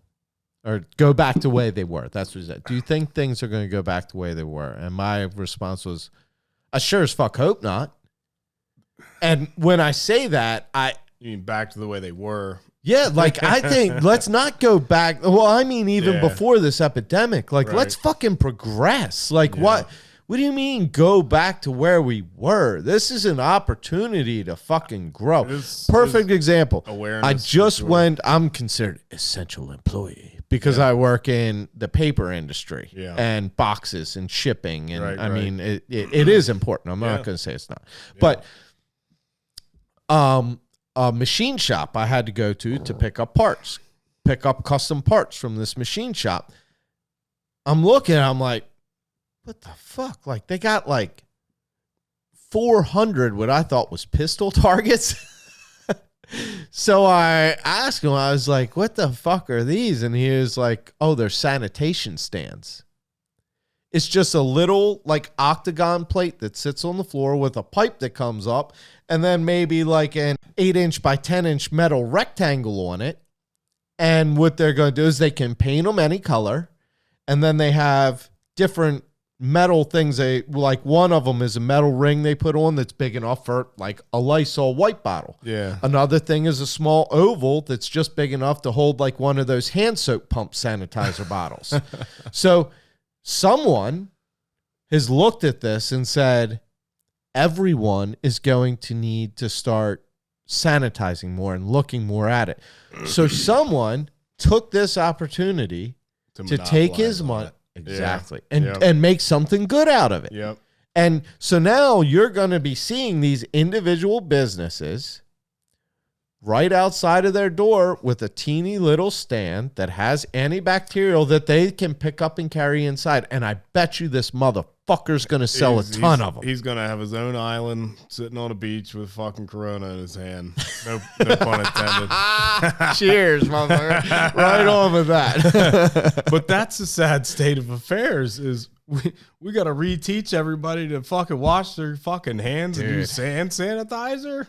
Like, what are we, little kids? At the same time, though, I feel like if everyone just ate a little more dirt, we'd be better off. You know, like what are all the memes that are floating around on Facebook? It's like if you live next to the Dundalk shit plant, you can't get the coronavirus. Oh, fuck yeah. Well, that's like you know, I remember I lost a skateboard in the fucking Baltimore Harbor, skating down there years ago, like as a teenager, and my board went in the harbor. Yep, I fucking fell coming down this little ledge, fell and like did the like, you know, you fall and kick out and send that motherfucker just shooting, and it went in the water. That bitch is gone. Like it ate it. I ain't getting in there. Like here's what I always said about the Baltimore Harbor. If you're a dude and you jump in, you're coming out pregnant.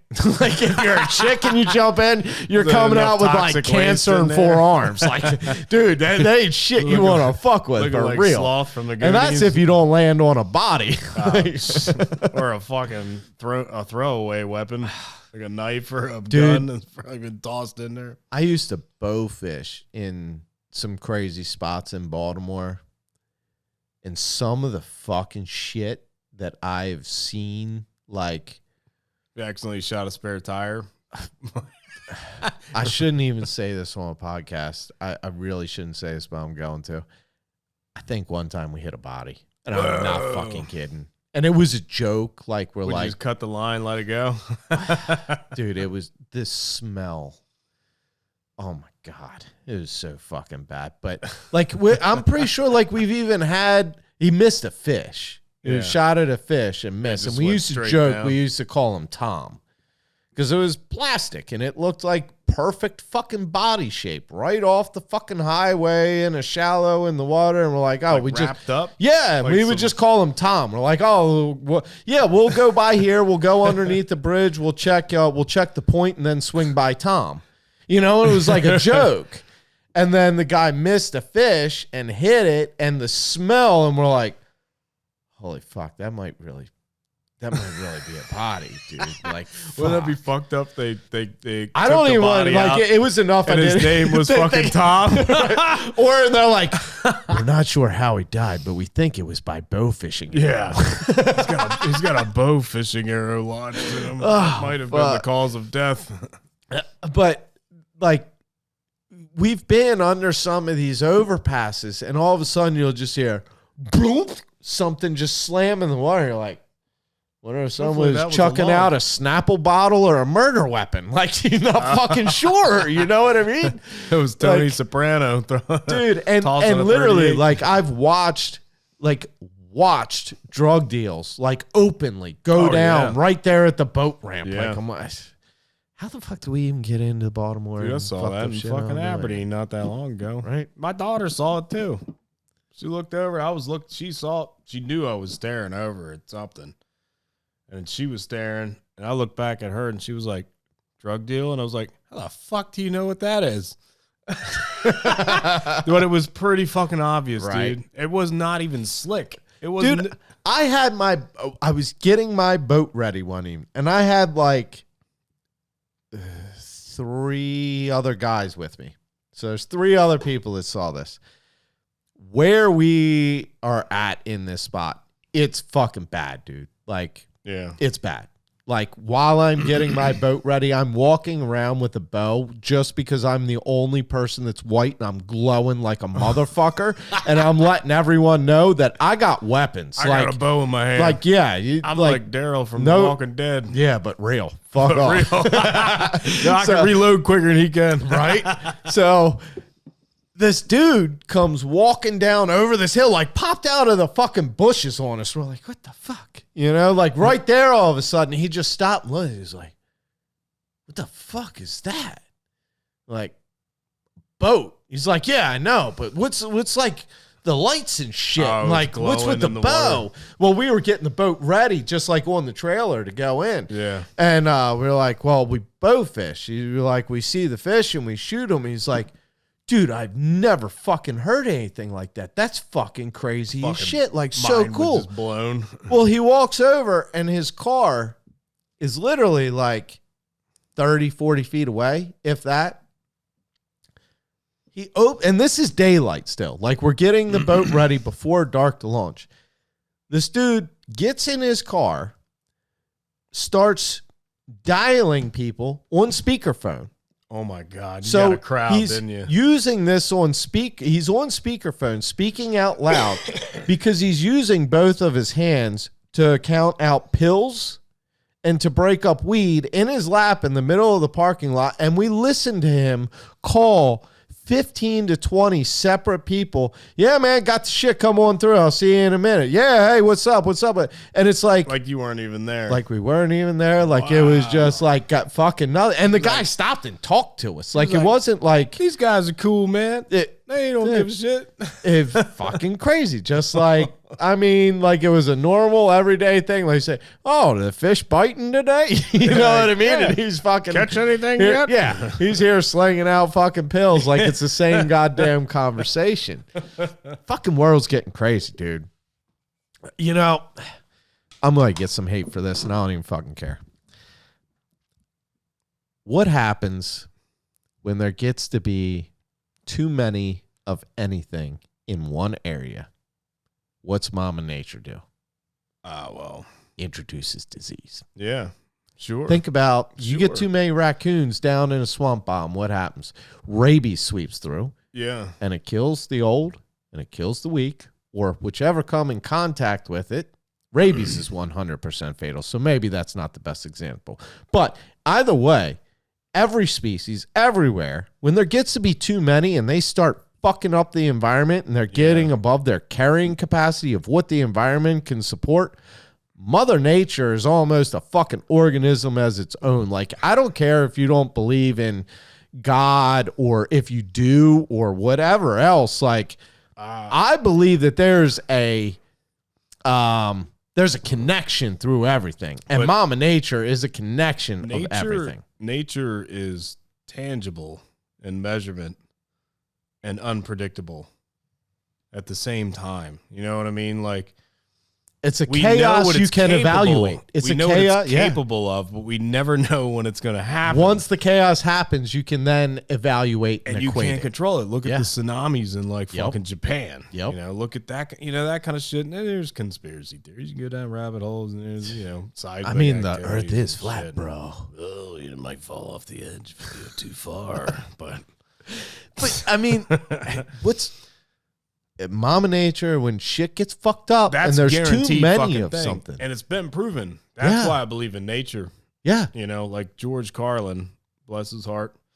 He said when the Earth is finally tired of our fucking shit, it's gonna shake us off like the bad case of the fleas. Right. So I don't believe in all this. Like, I believe in climate change. I don't believe that we're destroying the fucking planet. I think we're not helping it. Yeah, that's where I am. Yeah, it's cyclic. It does change. We need to do better as humans. We need to keep the oceans clean. We need to just stay clean as people and not be the fucking parasite. And is this not the perfect example of personal self-cleanliness and doing your own part? But this is nature's way of reminding us, we're a piece of shit. Yeah. And we're expendable. 100%. Every single fucking one of us. It's funny. I got in an argument with a person that's very against hunting. Split this last one. Fuck it. Yeah, let's do it. I'll grab a glass. We'll pour it in. We'll go to hell together, bro. I was having an argument with a person about hunting and it being necessary and this and that and what's important for the environment and everything else. Yes. And I said, the most detrimental thing to this entire ecosystem and this entire world is the human. Mm-hmm. And I broke it down to her in your parking space. The spot you park your car every day is a spot where an animal could have lived or a tree could have grown. Right. The oil you are using every day. You think you're good because you're a vegan. Well, where do these veggies come from? They're being shipped from all around the world. Yeah, they're not indigenous. And you think all this stuff shipped from all around the world doesn't have impact? What did the carbon footprint cause exactly to get to that point? And I said, if you are really this environmentalist that you claim to be and care so much for the environment, you would do anything for it, kill yourself. Yep. That's the best thing you could do for the environment. Fucking, a raw solution. Fucking raw, real, no bullshit. Exactly. If you aren't here, you aren't causing an environmental problem. Let's be fucking real. Dude, it's been, for me, I think hunters are the most eco-friendly people I've ever met. And most eco-respective. Right. If there was no hunting of deers, what would happen? I mean, we're seeing it now because less and less people are hunting. And we're consumers, we're buying the shit off the shelves instead of going out and hunting. And I can't really, I sound like a hypocrite because I don't hunt. I want to do it. But you understand it. You don't condemn it. I understand the concept. And, I went to, a few years ago, me and my wife went to the Poconos to have like a honeymoon anniversary that we never really had. A honeymoon we never really had. And I saw it had to have been at least 8 to 10 fucking dead deer on the side of the road. They got fucking hit. Some of them had some real nice fucking racks on them, dude. Right. Like trophy pieces. And a fucking black bear cub just sprawled out, got hit by a fucking car. What are they going to do with that? Yep. Goes in a pit. Yeah. It's gone forever. Yep. For no reason other than somebody fucking, a vegan probably hit it. You know what I mean? I don't know. Well, and here's the other fucked up thing is, even if there was no cars, how do you think that deer is going to die? it's not going to walk away into some like sunlit meadow and curl up under the flowers and close its eyes. No, it's going to get eaten by that fucking bear when it's too old and weak to move anymore. Or, as we were saying, disease is going to be introduced and it's going to die a fucking death. Or the young buck is going to say, fuck you, old man. These girls are mine now, and fucking whoop him to death. I mean, nature is brutal as fuck. Nature is... As much as people love nature, but they don't accept the brutality of it. Like when a lion rips a fucking gazelle's throat out after it fucking chased it down, do vegans cry about it? Right. You know, like, but they cry when the lion got shot. Right. Which was sanctioned by the country that it was killed in anyway for probably $30,000, which helped the economy of that country. Which helped protect all the other lions. Yeah, you know, people don't get and I get it. People are emotional creatures. Like humans have more emotions than any fucking animal on the planet. That's what makes us human and responsive. But at the same time, it can't only be that. Can't. You need people like us that are kind of in between, you know what I mean? That understand you can't have fucking heartstrings on everything, dude. Yeah, you that's and not to take it back to politics, but that's when the most fucked up things happen is when laws and stuff are made in place of emotional reaction. Yes. Responses and stuff. Yep. Like that's when shit gets really fucked. Dude, it's so hard to say what the fuck is going to go on right now. It's impossible to predict the direction it's going. Thank you. It just really is. Thank you. It seems to be zigzagging and going in every fucking direction, but the right one sometimes. And no one knows. Yeah. That's the thing. That's why the word you used, impossible to predict. Yeah. Everyone thinks that, oh, well, this is what's going to, well, California, they did this, so we're not gonna. Or, well, in New York, they did this. So the worst come to worst, blah, blah. Motherfucker, you don't know. And that's what New York did then. What's New York going to do next week? Like, no one fucking knows. A lot of the big cities have been doing the same fucking thing for so long, and that's why they're in the conditions that they are. Because they've never stepped outside of the box, and they think they are with the way they're doing things, but they haven't really changed the way they've been doing things. Right. And they're still in the same fucking condition, if not deteriorating even worse. You got Tent City in fucking California, dude. Like, it's sad. I've been to California. It's got to be, hands down, the most beautiful fucking state in this country. I mean, if I was homeless, it's where I want to be. Why do you think everybody's going there? Exactly. Why do you think it's Tent City? Like, if I'm going to be fucking homeless, that's where I want to be. Or someplace like Portland where they're just so fucking liberal you can't do nothing wrong. Exactly. I mean, if you're a victim, you're well taken care of, bro. Portland's one of them places where, like, the rich people look homeless, so you can never tell the difference. They all have like ripped sweaters and shit, you know. Oh fuck! They all look like lobster fucking fish. That's you know, fucking hilarious. Like fucking fishermen and shit. Homeless or hipster? The new game show. You guess, homeless or hipster? Speaking of shit, we started talking about shows earlier. Did you ever think about any of those shows or any of that shit? What the tattoo shows? And I thought there had been a talk, and I did. Well, so the first thing I got contacted by a buddy of mine, and he was kind of like selected to try to find artists that were willing to do a pilot for the first Ink Master show. Okay. I thought that's what it was, but I didn't want to get my stories fucked up. Right. No, that's fine. I mean, I ended up not doing it, but a lot of that was family, right? Just like where you were at with your career, you were making money, and wasn't that your wife starting her studio then? No, I didn't like the idea of it. Oh, okay. Because even better. The way it was pitched to me was going to be like, what was the fucking reality shit back in the day? Fucking the real world. Real world, yeah. He was like, yeah, it's going to be like the real world with like, you know, you're living with Not enough said, not interested. Right. Yep. Yeah. And I was like, I don't even know if I let him finish. Yeah, either. exactly. Enough said. Yep. Not interested. And I was like, nah, dude, I don't think I can do this. You know, this is not my fucking thing. You know, like I'm a social person. You know what I mean? Yeah. But I'm not good with dealing with like egos and stuff like that. Well, and ask to change your ego and personality. Well, I didn't. That's where the crazy But shit comes in. I was unaware of that completely at this point. Okay. I knew after watching the show What it was. would have Gotcha. been. Yeah, you know. yeah, but yeah. and I'm glad I didn't do it. And I have a couple Dude, friends that would have did do been it. fucking entertainment. You being on there. I don't.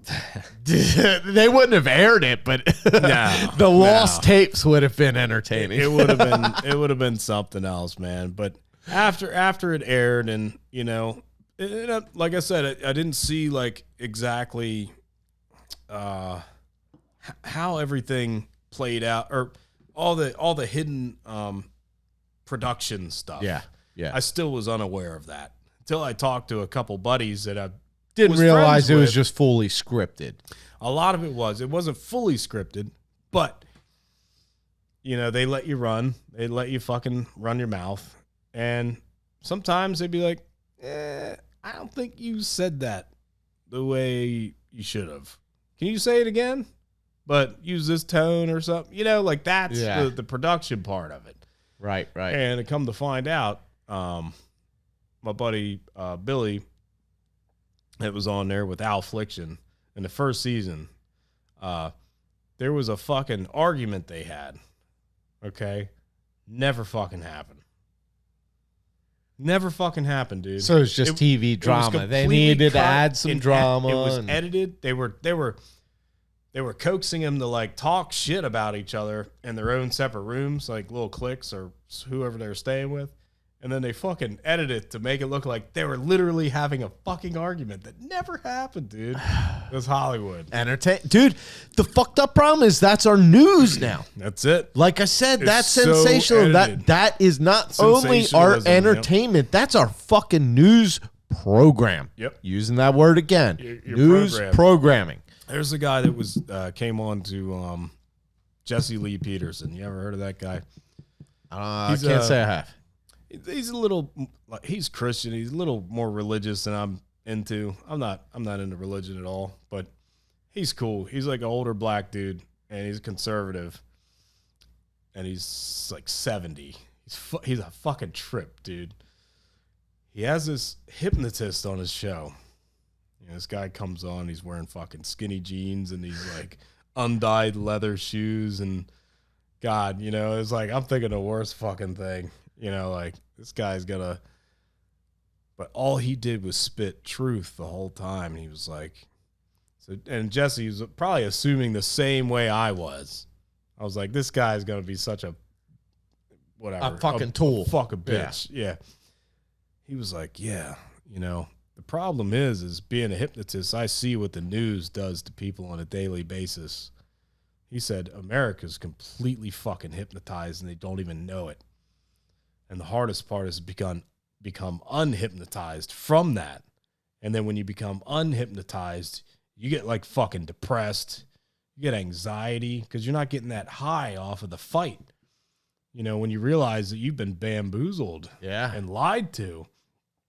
And a lot of people would rather just go along with it. So Dude, they don't feel it's that the way. fucking Matrix. Like, Yes. you remember when the one guy is eating the steak and he says, I know this isn't real, but my brain is telling me this is a juicy steak. Yep. Ignorance is bliss. Yep, ignorance And that's is bliss, the truth. man. That's Ignorance a lot of people would rather is live that fucking way. bliss. And I don't, you know what, dude? Free fucking country, man. You want to fucking live that way? Go for it. I can't do it. Once you wake up to this shit and see it for what it is, you can't fall back to sleep. That's what I always say. It's like once you get a peek at the puppeteer behind the curtain, Yep. you can't watch the can't show the unlearn same way. You can't watch the puppets dance in the same way without Hollywood knowing movies there's is a perfect example of what you're talking about. Yeah. Like when I'm watching like AMC's Walking Dead and I see like the strings being pulled on the people like to force the political shit down their throat. I'm like, I can't watch it. And I think a lot of people are waking up to it because their viewership went, dude, it went down like 50+%. No shit. I mean, you and I were both one. I don't even remember what season I made it Dude, to, but it fucking went to shit. yeah. And I can't say I keep up with anything. I'm the Same type with- of guy. It's like, all right, I'm eating dinner. I got 15 minutes. I watch 15 minutes or Right, something, and then right. I'll You're a busy continue. guy. Exactly. I'll continue when I got time. But it's like, yeah, when you start pushing shit, Yep. the The agenda just,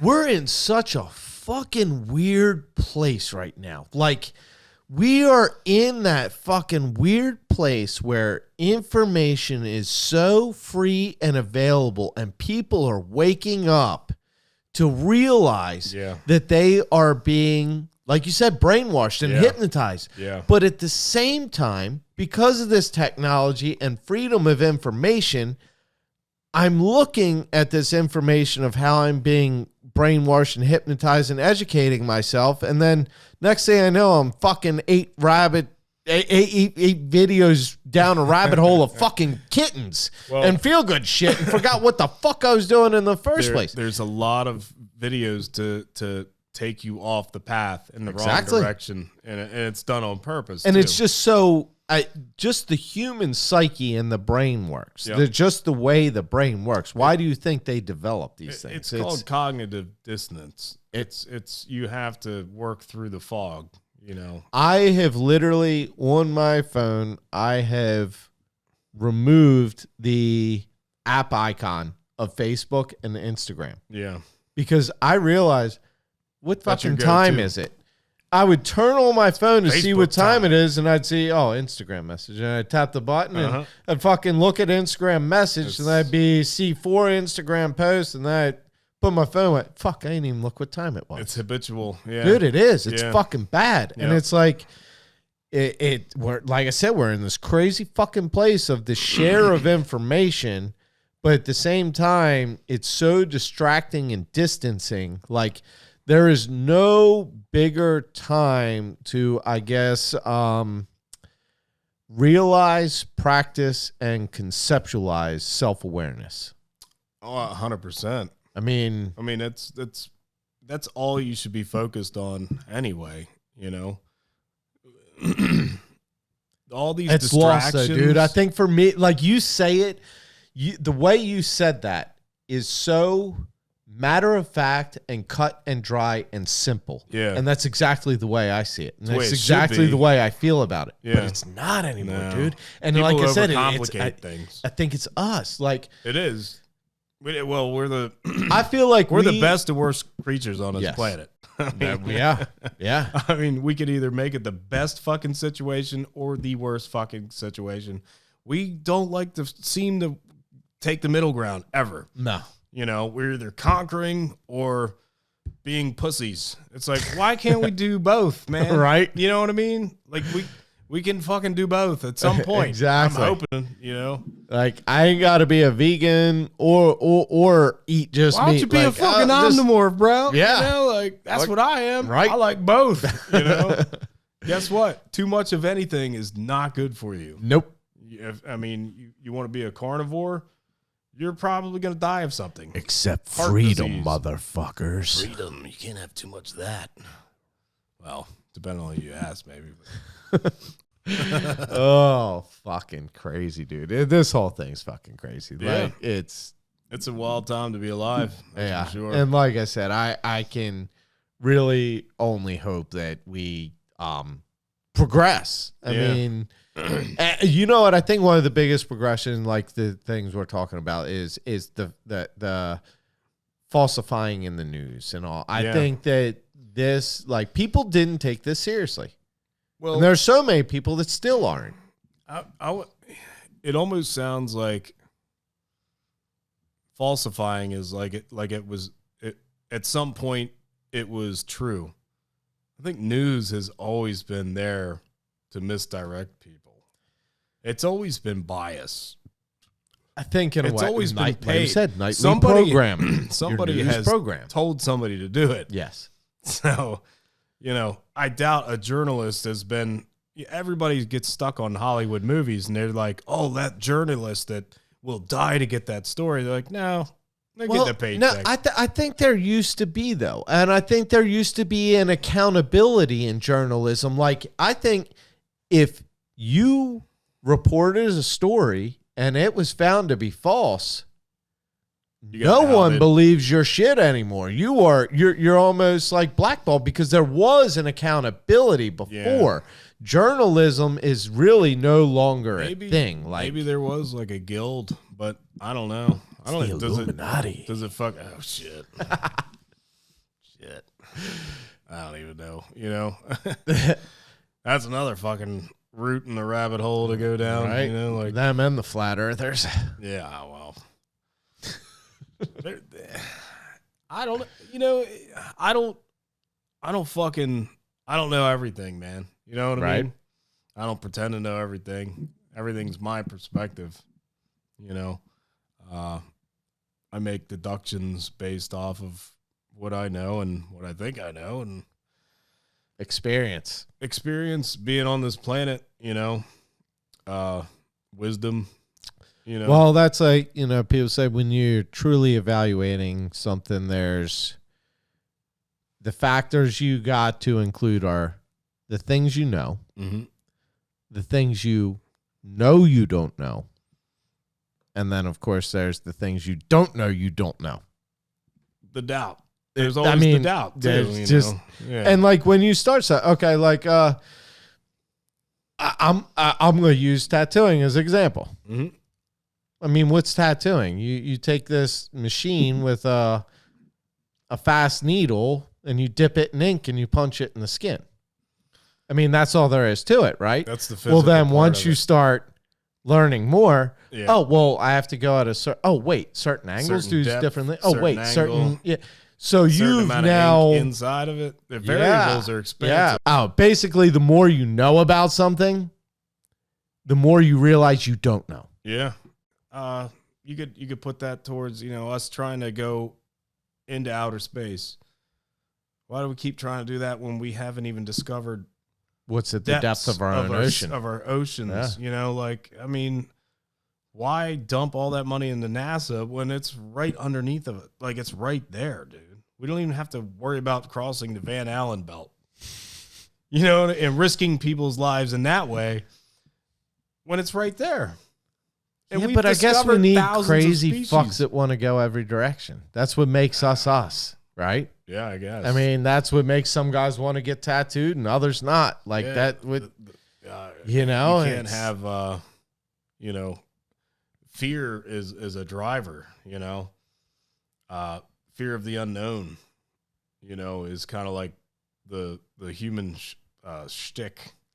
If what you want and what you go for doesn't scare you, you don't want or you're ain't not going living, for right? enough. Yeah, man, you ain't trying hard enough. If what you want doesn't scare you, that's why motherfuckers skydive, man. Right? It's on a bucket list somewhere. Just same with me. I ain't done it yet, but I'm fucking going to. I mean, yeah, it is. It's like, dude, if it doesn't scare you, you are not putting enough thought and consideration into what you're doing in the first place.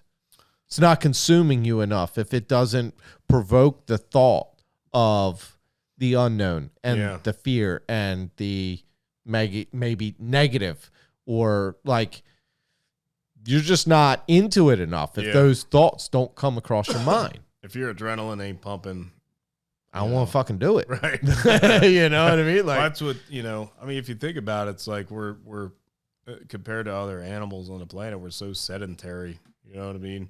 Like, you were just, you know, we're throwing the little ball thing out to the dog to go and catch, running back.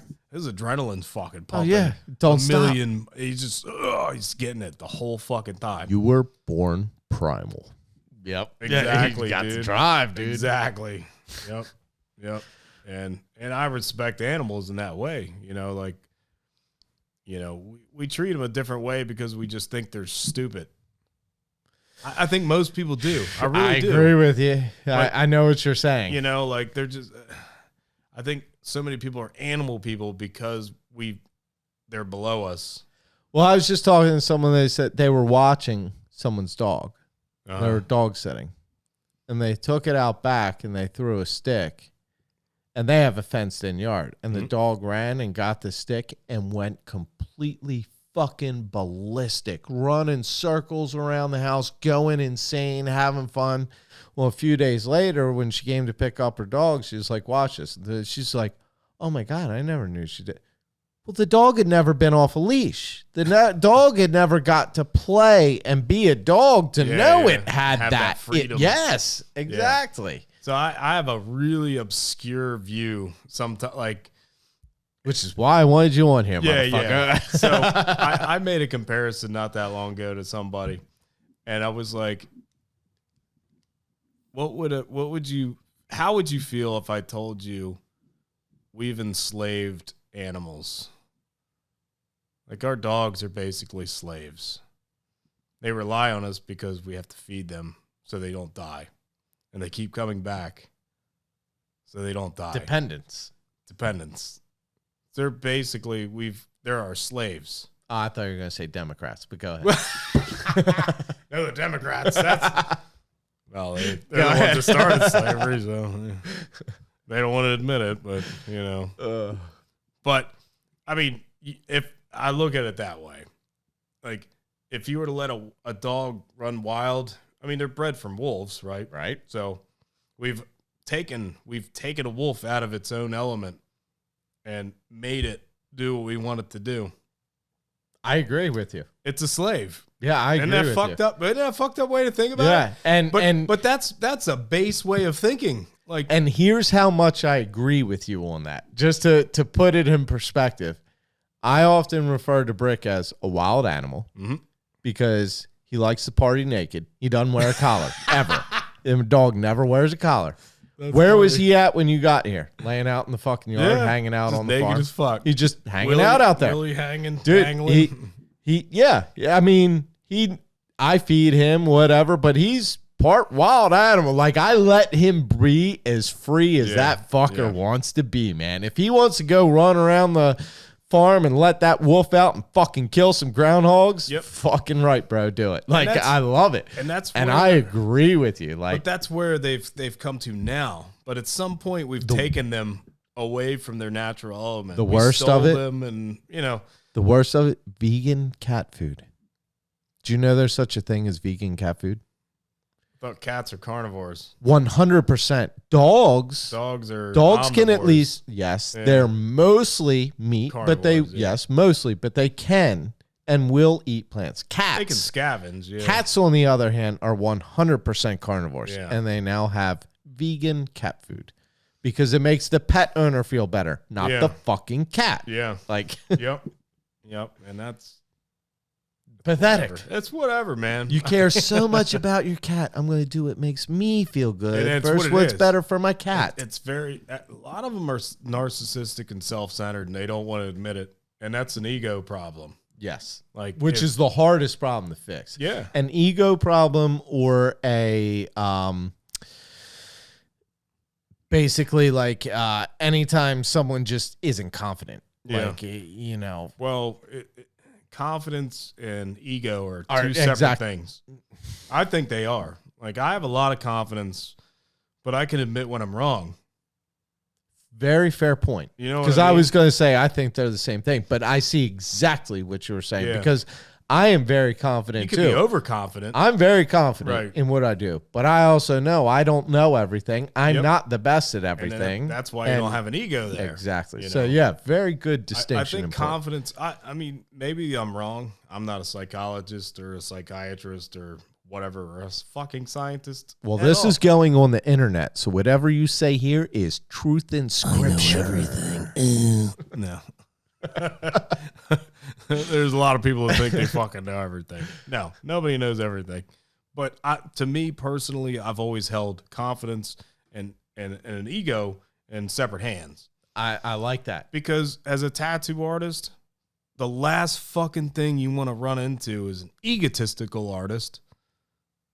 But you don't want to run into an artist that's not confident either. Very true. So 100%. That's why I see the separation between the two. Would you want to go to an artist that's just like, I'm not sure I can pull this off, man, and be like, all right, next.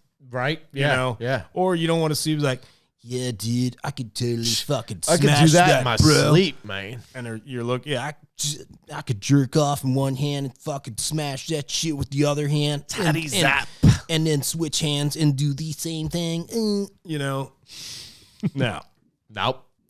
next. All right.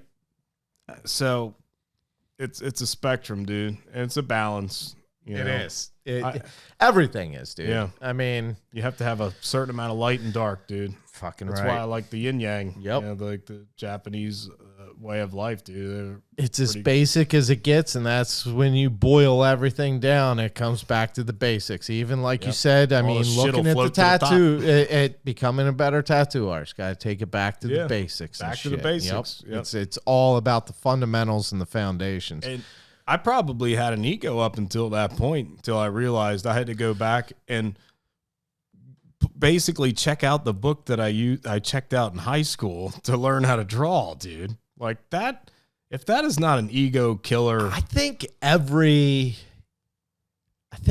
young man or woman, whatever. I think everyone at some point, when you find you have a passion, and when your passion goes to where you start to be recognized for your passion, yeah. you start to build that ego. Oh, it does. And then once you start to realize, oh shit, there's a lot I don't know. yeah, That's when you draw it back and you find that balance between confident in what you can do, but not egotistical of, you got to find that fucking balance. it's funny that we're talking about this now. I was talking about this with my singer, that's in my band. ZFL, we haven't even fucking I know, mentioned that. I know. Shit. I was trying to get him to come with me because he'd be able to talk about the band better than I. We got to do this again because this has been a lot of fun. So let we'll fucking get him down. Let me too. tell you this story, and then I got to take a piss after this.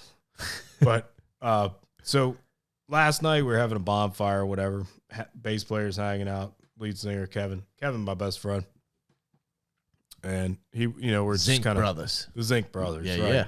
So he was telling Rob, we were catching Rob up on some old shit. You know what I mean? Like back in it 20 years ago, whatever, or maybe not that long ago, collectively, but not that long ago. So he's like, yeah, I remember when Casey was, he was starting to get, turn into a big shit or something like that. And he was hanging out with all these other fucking people that, I knew didn't give a fuck about him. So, I ended up going my way and, changing my life. And meanwhile, like, I'm hanging out with all these fucking people that I thought were my friends that were not.